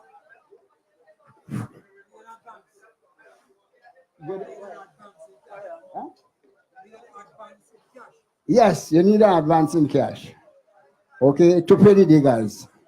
And that is the people problem. If they have a little money, they could pay the diggers to dig the arrowroot. And, you know, it would be better for us. But we don't have the money, so we have to work with one another, okay? Like you help me and I help you back. Right now, I can't help nobody, okay? But I just pay men to help, and they will come back and help me. Then the problem is when you already dig your arrowroot and carry it in, you can't get no money. You have to everlasting dig. I can remember long years ago. Soon as I dig my arrowroot, I carry it in. Miss Thompson, Una Thompson would pay me. Okay. Now you don't see them kind of thing. You have a last thing after their guests, they will tell you this Friday, that Friday, and it's all the Fridays, and you could never get no money. You run 6 months, 5 months before they pay you. And them things ain't nice. Okay? Them things ain't good. Right? So I done all right now. So I don't have no problem with the arrowroot. I give it to one of my sons. So he young, he go got the problem. And that's about all I have to say. But the arrowroot is, no, is the only thing that you just make a dollar with. Right? But it's only groundnuts now I go in and plant. I can't plant arrowroot no more. Right? Mr. Roberts? I just still go in the mountain and plant. Rabbi, we finish with this. That's about all. That's about all. Good evening, everybody. Thank you very much. Thank you very much indeed for giving us those things that concern you. I think one of the main things that concern the farmers is the fact that they're getting paid very, very late. I'm not an Arrowroot farmer, but I've been hearing the talk. In fact, on my way up, I was talking to somebody from Sandy Bay. And it was the same cry. We're in Oria actually, but those farmers from Sandy Bay were saying to me that they believe that too much politics is involved in this whole thing. You know what I mean? So do we have anyone else in the audience who would want to come to the microphone and give us your experience? What exactly what are the problems that you have been encountering as a Arrowroot farmer? Or how do you see the industry in the future? What assistance would you want to get as an Arrowroot farmer? Because I just listened to Mr. Nanton there, and Mr. Nanton was actually saying that one of the biggest problems that he has, and I think he speaks for a lot of farmers also, is that we're looking at farming as a business, and every business needs capital. It needs startup money. And in order for us, or for them to get involved in a meaningful way in the industry, they need a loan from somewhere. And we don't have the Arrowroot industry having that capacity to extend loans to farmers anymore. So that's a real big problem, and maybe one of the reasons why our farmers are not getting involved in this industry. But I want to caution you, the longer you stay out of the industry like this, we know that capital is very hard to get. But if you step back and say, because we don't have the startup money, that is going to be music to the ears of this ULP administration. Because we've heard before that they have said that the traditional crops that we are known for in St. Vincent and the Grenadines are all gone. The last one was bananas, and that is by their own admission, by their own proclamation. And it means that next in line will very well be Arrowroot. So this must be cause for concern to you. So we have Mr. Daniel. I think Mr. Daniel is going to come to the microphone again, and he is going to give us his experiences and his concerns. Okay, thank you very much, sir. Just now I mentioned about the farmers should operate a farmers association, Arrowroot Farmers Association. The Farmers Association will be responsible for handling all the affairs of the association for the farmers. Okay, I mean like the farmers need some money, as Mr. Nanton mentioned, to reap the crop. The association will be responsible to handling that affair. The farmers need some poison to kill the weeds. The association will be responsible for providing that. Make sure that whoever, if it's the government, they have to go to get this stuff. So, in a nutshell, the Farmers Association will handle all the affairs of the Arrowroot Association. Thanks.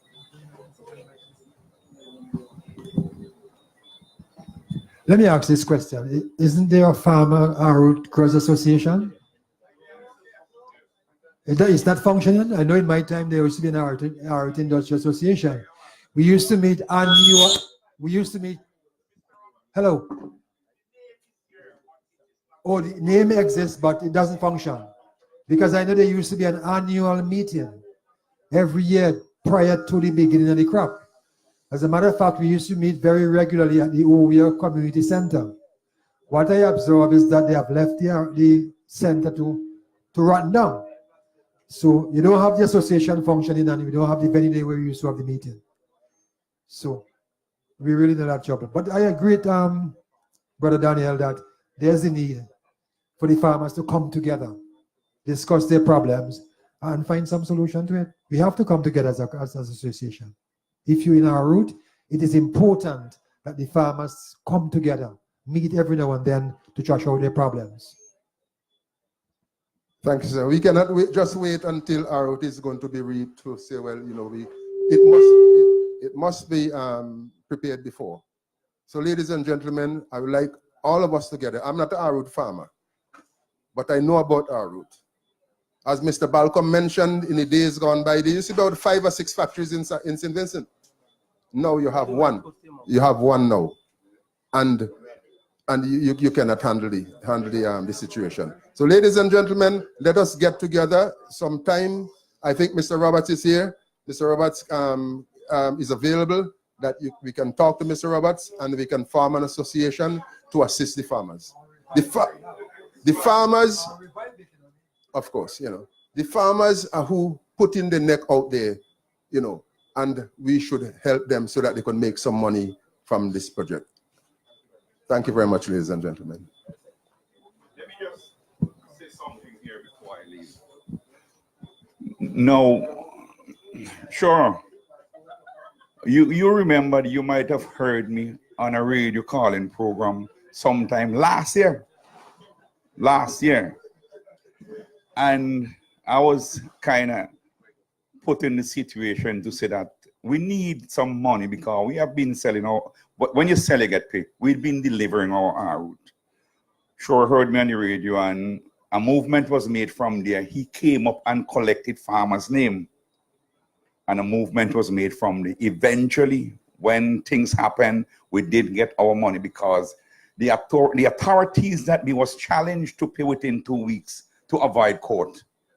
And after that, I came up here and a lot of people telling me it's Montgomery who get their money. So I'm just explaining to people how the money was paid last year. The people who caused it to happen is right in this meeting, but I'm not going to call names. Well, you can take it from there. I also want to remind you that when we had our Sunday Bay meeting, that political meeting in Sunday Bay, I did make mention of the long wait that the farmers have to receive their payment, factory workers and farmers. 3 days after Montgomery went on the television and said that they were going to pay the farmers in 3 days. It didn't happen in 3 days, but maybe a week or so went by, and they eventually received the payment. But yes, I agree with you.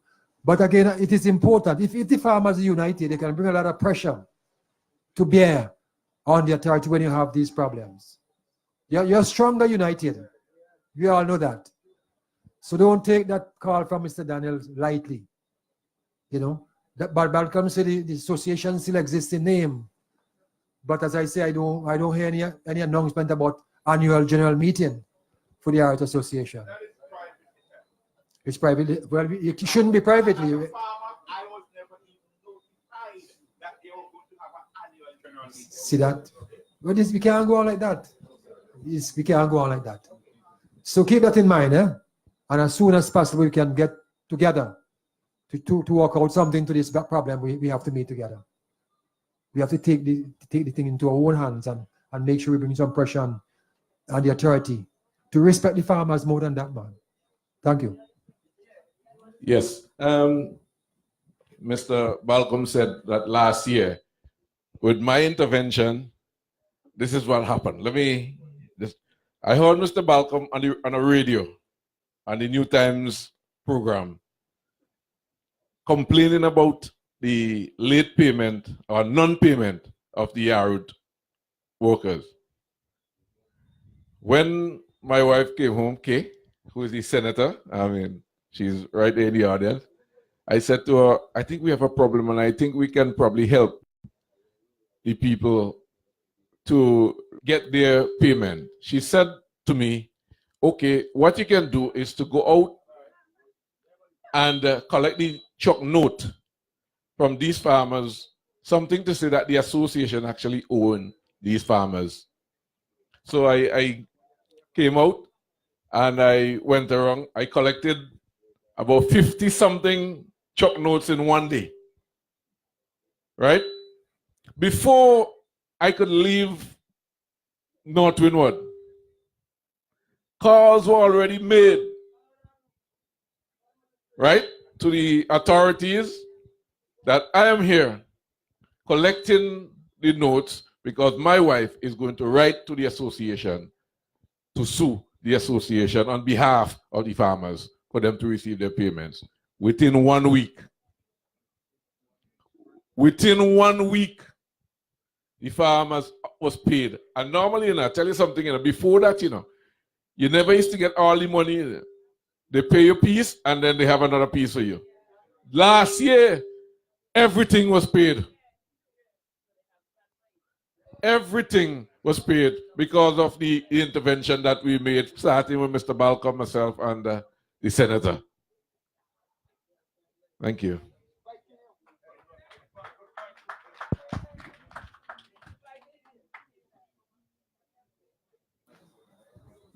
Well done, Cheryl. Thank you very much. Do we have anyone else in the audience? Mr. Tyrone James is there with his microphone. So you can just signal and he would bring the microphone to you. Seeing that there's no, I think I could start. Brother Balcom mentioned a while ago about the fertilizer.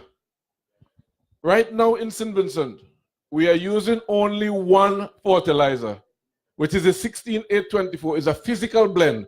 It was specially formulated for bananas. Right? It was specially formulated for bananas. If you notice that the 16, there is the nitrogen. The 8 is for the phosphorus. And the 24, which banana needs a lot of potassium, right, as a fruit. So that's why you have that fertilizer was formulated by Winban, right, especially for bananas. We used to have another one that is 13723. That is a chemical blend fertilizer, but they no longer have that one. What we have now is just the only one. So whether or not you're doing root crops or tree crops, it is the same fertilizer that you have to use. Now, if you remember last election, I was saying that one of the first things that we would do, the New Democratic Party, is to establish a soils lab. Because this is the only how that we would know what is available, what nutrients are available in our soils. So we must take a scientific approach towards our agriculture. And that is what we were preaching last election. But we know what happened. We know that we did not lose North Windward. We know that we did not lose it. Right? And remember, I remember that I said last election too, that farmers in this area, we have all of the lands which was under Brother Roberts, the land reform program that was done by the New Democratic Party. And if you, as you drive through the estate there to you'll see all of the lands are just idle. And that is one of the things that I said last election, that once you're willing to work, there are farmers who are going to make millions. So we'd have millionaires. And if you work, if you decide that you're working so hard, you're going to make thousands. So we'd have thousandaires. And if you realize that I ain't going to do much, you would still make a couple $100. So we'd have hundredaires too. Right? But we're here still. And if you notice what is happening here, don't take this consultation slightly, because come the next election, when you see the manifesto for the New Democratic Party, it would be the ideas from this consultation, from the Arrowroot farmers in Oya, that you will see in the manifesto. So we are not a party that is going to tell you this is what we are going to do. And that is why we are here today. It's a consultation. So we want to build it from the bottom up. We don't want to just come and impose on this. This is what we are going to do for you. And that is what we are going to do for you. Right? So it is your ideas, and you will see You might remember it. He said, oh, I made that point by third place in Oya, and now I see it in the manifesto. Look for it. Thank you, Shira. That was a very helpful intervention. And there is still time for everyone to get an input. I know some people are reluctant to speak publicly. My office is available. It's open every day of the week. You can call at the office or you can come and visit me, set up an appointment if you don't want to say anything here today. I'd rather you say it here now, but if you want to come and speak with us privately, you can do so as well. Because what we want to do is to get information. What I want to see, though, because for us, I am thinking of the New Democratic Party as government. We are preparing for government. So what I want to know is from you, the people here, how many people in this audience believe in the future of Arrowroot in this area? I want to see you put your hands up. You see, because it is your livelihood that is at stake. It is your tradition, your history that is at stake. And we have to make sure that you are committed, that you will fight for it, because we will fight with you to save it. There are those who don't seem to care because it doesn't affect them. They are moving on to the new economy and leaving the people behind and thinking that if you give you a $200 or $300 every month, or send you to get a security job, yes, that is sufficient to replace an industry that can provide a very good living for the people in this area. That is what we want. The commitment from you, the people who are here, and that will be met with an equal commitment from the New Democratic Party in government. We have the expertise, you can see. And not only that, we have the humility to find out from the people who have the information. Balcom is an encyclopedia of knowledge about the Arrowroot industry. Most of what he knows he didn't say here today. I've spoken to him on the phone about this. And there are other persons. Shira, as you can see, is very knowledgeable about it. I know some of the farmers, you have your own particular issues. But what we want to give you is an ironclad commitment that we in the New Democratic Party, we are committed to saving and to expand the Arrowroot industry in this area, because we believe that the people in North Windward, the people in Oya, the people in this area deserve to be able to get that level of commitment and support so that they could say, I could plan for a future in the industry. So that is why we are here, and take it very seriously. This is not a publicity stunt. This is not us making empty promises. We seriously want to help you to solve these problems. And that is what we will do in government. So thank you. Anybody else have anything else to say? We'll be grateful. While you're prepared to come, if any others are coming, I have a question. Is it true that the authority has put a hold on new entrants, new people getting into the art industry? I've been hearing that from a couple people. It is not possible to go that route. Listen to me carefully. If you are not getting assistance to plant Arrowroot and you're going to plant it by yourself, nobody could stop you. Let me just look at it carefully. Nobody could stop you. If I was borrowing your money, you would say, I'm not lending you my money to plant Arrowroot. But every Arrowroot farmer finds their own way, their own money to deal with it. But what about the purchasing of it, the Raizo? Will they purchase it from you? Listen to me. If anybody plants, and I am a planter, and you having problem, come to me, let me sell your art in my name. Okay. Simple as that. Okay. There is always a way out, yes. To get around things. No, before. But answer the question still. I understand what you're saying, but has it been told to the farmers that they can expand and they don't want any new entrants? I haven't heard that. And I don't think that is going to be a fact, because that in itself is telling you we finished with the Arrowroot, we're done with that. If that happened. Yeah. One thing before everybody leave here tonight, we have always been hearing that education takes us out of poverty. That is a song that is being sung all over the place. Yes. Well, listen to me with that. I look at people who has a college degree and look for work in the road. Those of us who would have known road work was the worst work for us. We never wanted road work. But I am saying here tonight, education does not take you out of poverty. It is a job that can take you out of poverty. A job. Let nobody fool you with that. Don't be fooled that education takes you out of poverty. It does not work anymore. Education do not take you out of poverty. Good night, everybody.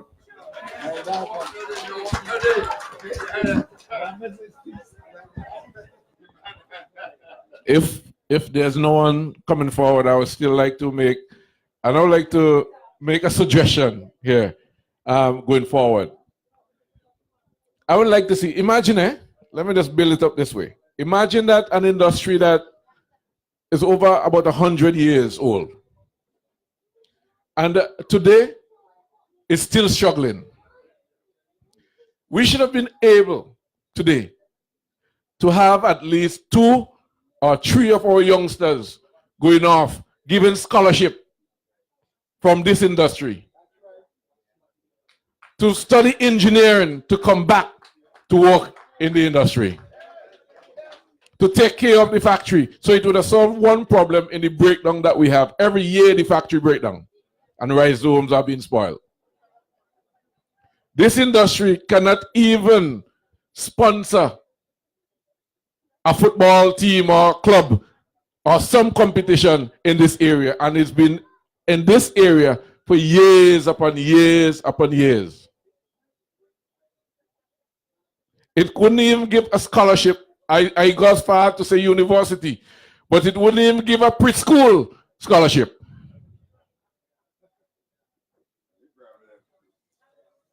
So, and the way forward, this is how we have to start thinking. Let's just start thinking. And I know you could have your suggestions and you could probably write them or get somebody to help you to write them and forward them to the New Democratic Party.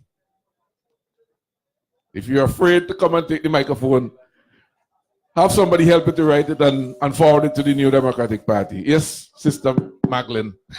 I am going to let you know, whoever in Radio Land or wherever, this is not a political meeting. This is a Arrowroot farmers meeting. And we are not going to make it political. Whether you're Labour or NDP, come on board because it's Arrowroot we want to save. I was talking to my in-laws about that same scholarship thing yesterday morning. I was saying no children over the Dry River getting no scholarship for nothing. Look, so much children we have graduating with honors and they have not gotten any scholarship or anything. And another thing about Arrowroot again, I don't know, but the amount of Arrowroot that's spoiled there. If Arrowroot was really, really in business, all this Arrowroot won't have spoiled. Seriously. I believe too that this could be a health hazard to the people of Oya. When the Arrowroot spoiled and it stinks so bad, it can get you guys sick. So, and another thing, they can't remove our Arrowroot factory because we are #1 indigenous people and we have our rights. And anybody who can go on UNDRIP, look up your rights and see your rights as indigenous people. We have a lot of rights, and if we come together and fight for that right and unite, we can be a force to reckon with. We can be a force to reckon with if we come together. If we unite, they say unity is strength. And if we unite as a people, as an indigenous people, as we are a force to reckon with. And nobody can keep us down in the back line as they are trying to do. So my people, please come forward and unite. This is for Arrowroot and for all people. They are trying to move away from Arrowroot. I wonder what they're moving towards. Because if you're moving away from something, you have to move towards something. I don't know what they want to move towards. We have so much young people coming out of school. I don't know what they're going to move towards. Crime is so high and rampant in our country. We can't even deal with these things. Every morning you wake up, you hear somebody pick me dead somewhere. And even though it's not yours, it has hurt you so much.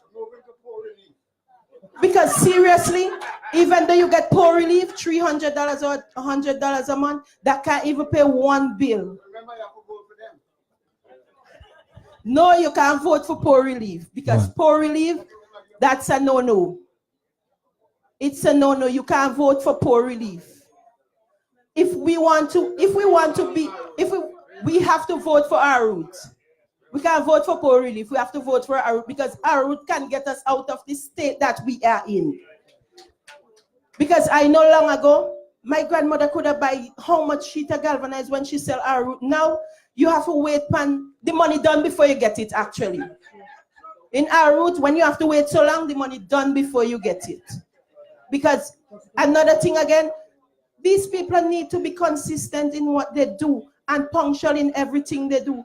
Consistency work for everything because what they normally do, they is only drop, and nothing working for us. Because Arrowroot used to dig in November, now it digging quite December, March, April, May. That is when Arrowroot done spring. Nothing in it. Even if one day in the sun, the Arrowroot just dry up like that. One day in the sun, I see my people them digging Arrowroot April around there. And these people don't say, all right, I'll go get 12 baskets. The Arrowroot 12, well, not even 10 baskets they get. Not even 9, and people don't tell you how much they'll get. Because the Arrowroot done spring already, so by the time the sun pass on it, everything gone already. And if you think you're getting, say 50 pounds of starch, you only getting 10 pounds of starch from that because it's no good. And that's what they want us to take. They want to give us everything that's no good. Come on, man. Let's stand up for our rights and take nothing that's no good. Before you go, what is causing the spoilage of the rhizome in the yard? Why are the rhizome spoiling? Because the factory break down and they have no maintenance guy there. They have nobody experienced to fix the mill or whatever they have there. Sometimes you hear they grinding the Arrowroot, you hear a screw fly out and fly somewhere they can't find it. So that's what causing it. Another thing again, they have no proper place to store the Arrowroot when they carry it to the mill. Yeah. And they're so foolish. They're carrying everything to the mill one time. How the hell you could carry everything to the mill and throw them on concrete? Huh? How you carrying everything and throw them right on concrete? You must expect them to spoil because heat spoil these things. Right. I just wanted to make the point about the breakdown in the factory, right? That's why even if the rain ain't come and the thing heat, they spoil. And they're so foolish to take everything, carry it and dash it on the concrete. You jogging to make people feel that you're in action and you have no action. Yes. Thank you very much, Sister, for that a tremendous contribution. Now, I just want to make one more point this evening. When I was making my contribution, I did mention that in 2000 thereabout, we had a export value of our agri-trade to about $65 million. And last year, it was down to about $16 million. A difference of $49 million, right? Now, $49 million in this invincible economy is plenty money. And that is the difference between 2000 and 2017. So we have lost $49 million. Money that our Vincent and people use to buy goods in the shop, to buy gas for our vehicles and our stove, to send our children to school. You see the point I'm getting at?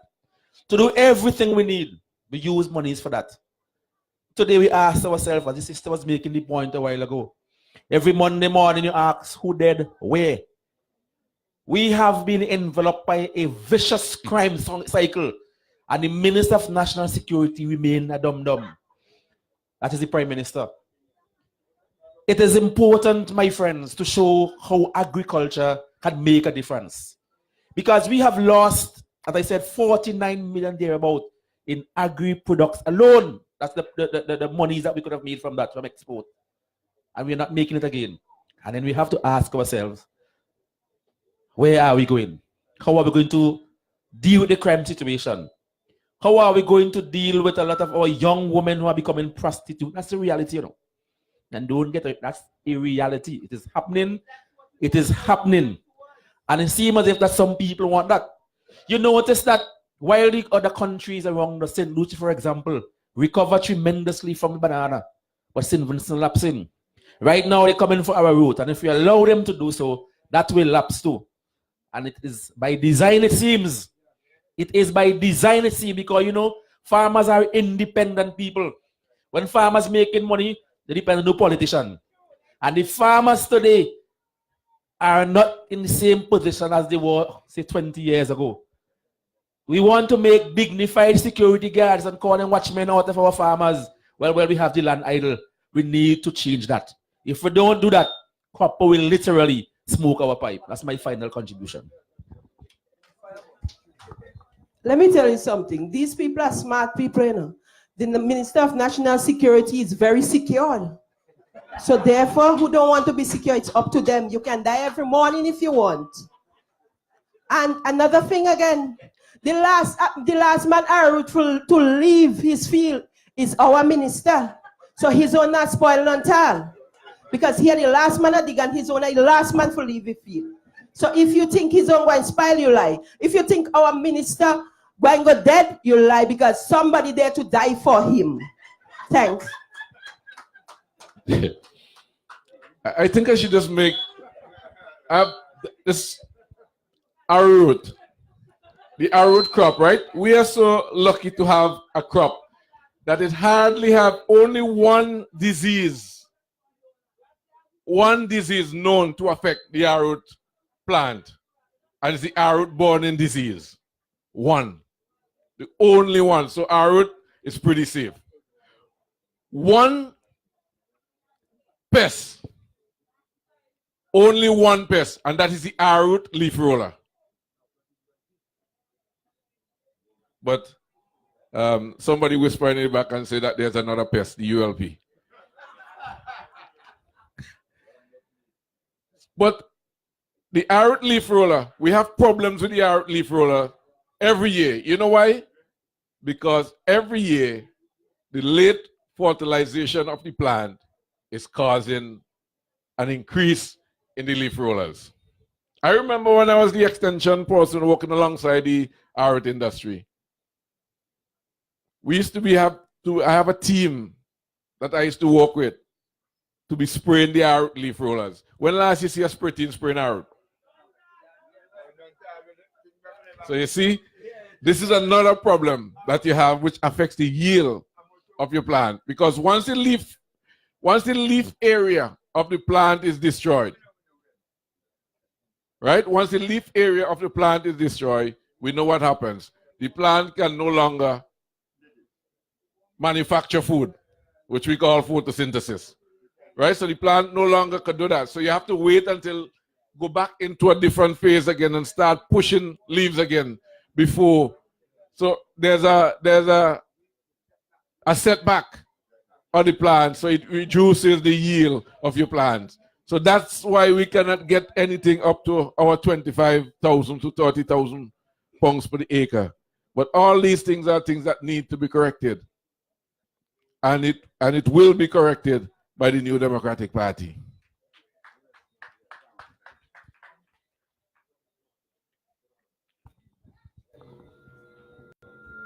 I have a question again. What kind of... Right. I'm asking, what kind of services does the Ministry of Agriculture offer the Arrowroot farmers? Do they come out and offer any service to the Arrowroot farmers during the crop year? Nobody come at all? We don't even have field officers again. We don't have none of those persons anymore. You mean extension officers? Extension officers or whatever they are called. We don't have those people anymore. Wow.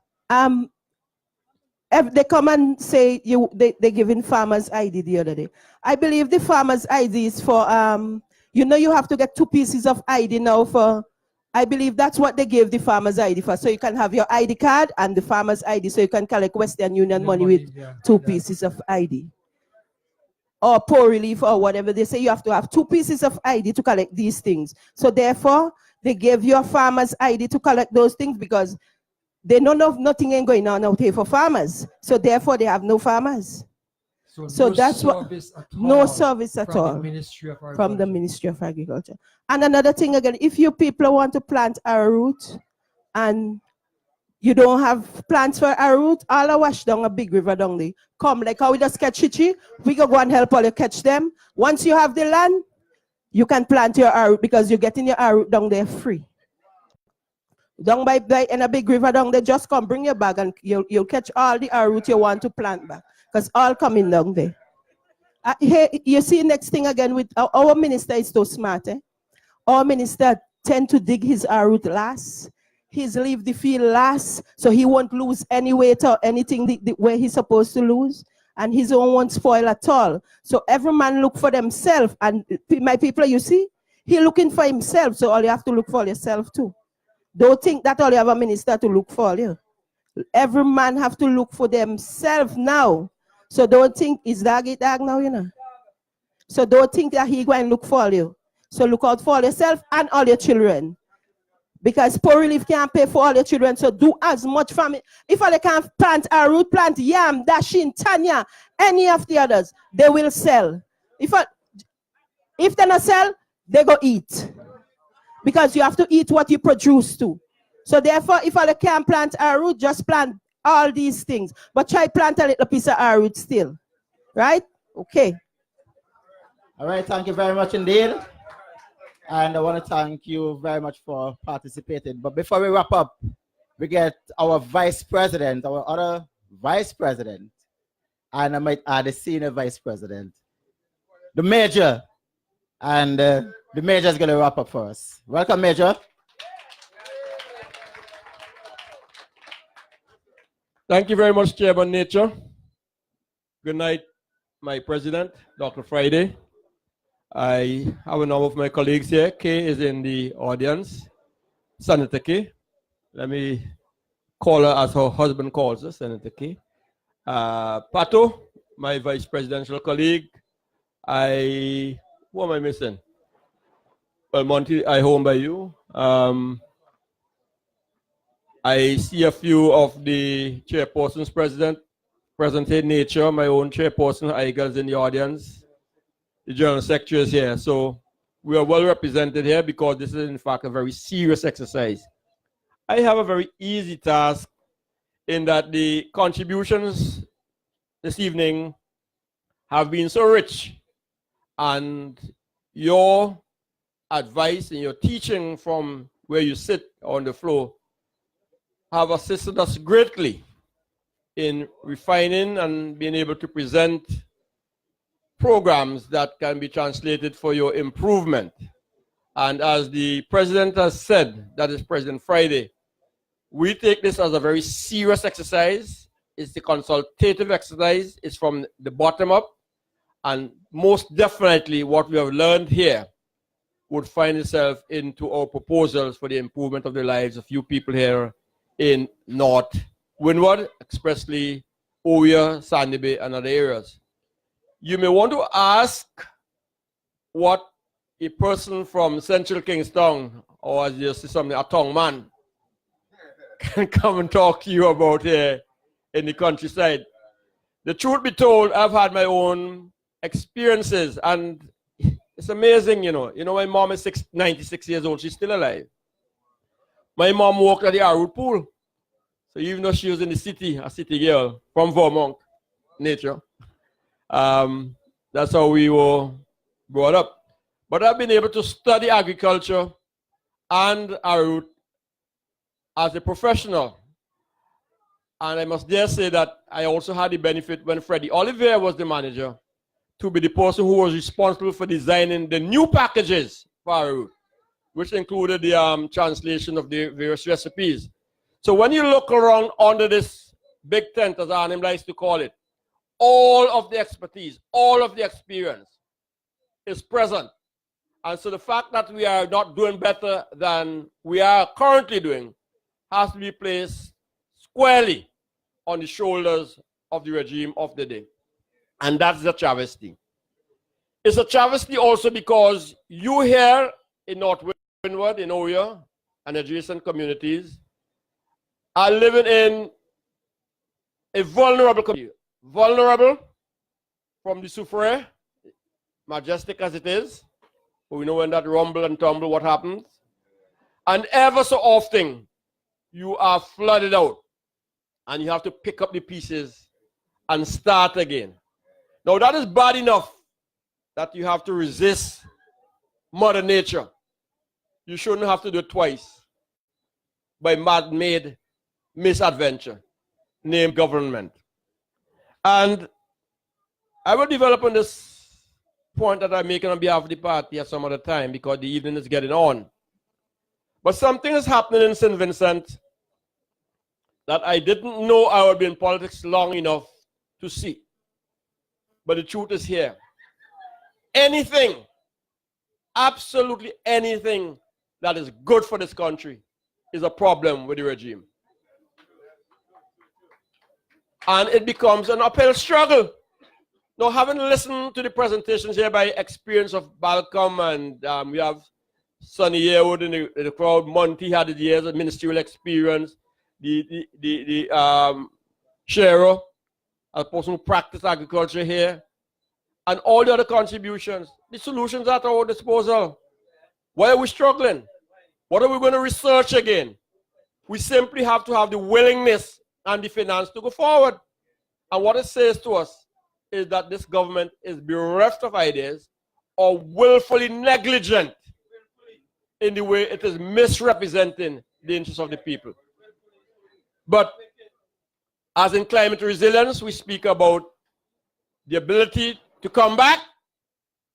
I have the confidence in the resilience of you indigenous people. We in the New Democratic Party believe that it's within you to help and direct us to that bigger and brighter future that you so deserve.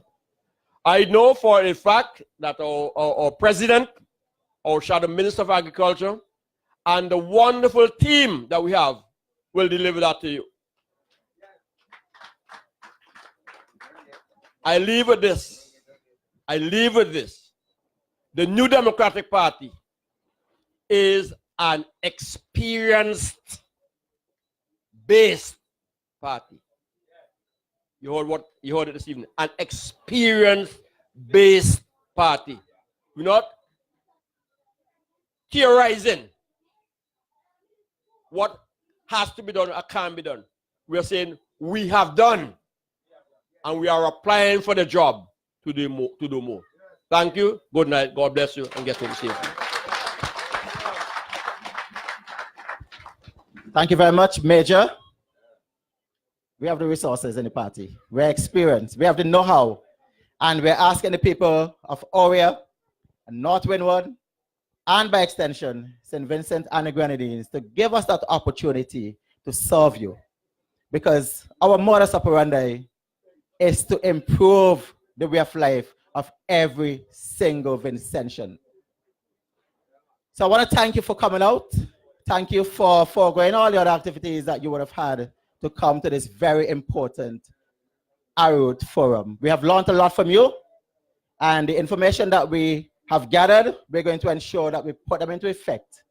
We're going to document them so that when we get into government, we will hit the ground running, because we know what the problems are and we also have the solutions. So I want to say to you, thanks again for coming out, and get home safely. But as you go home, remember this: for Arrowroot to be revived, Ralph and the ULP must go. For St. Vincent and the Grenadines to grow, Ralph must go. Thank you very much. Good night, and God bless you. Before you go, let's just sing the doxology for a break, please. Praise God from whom all blessings flow. Praise him up just here below. Praise him above all heavenly hosts. Praise Father, Son, and Holy Ghost. Good night to everyone.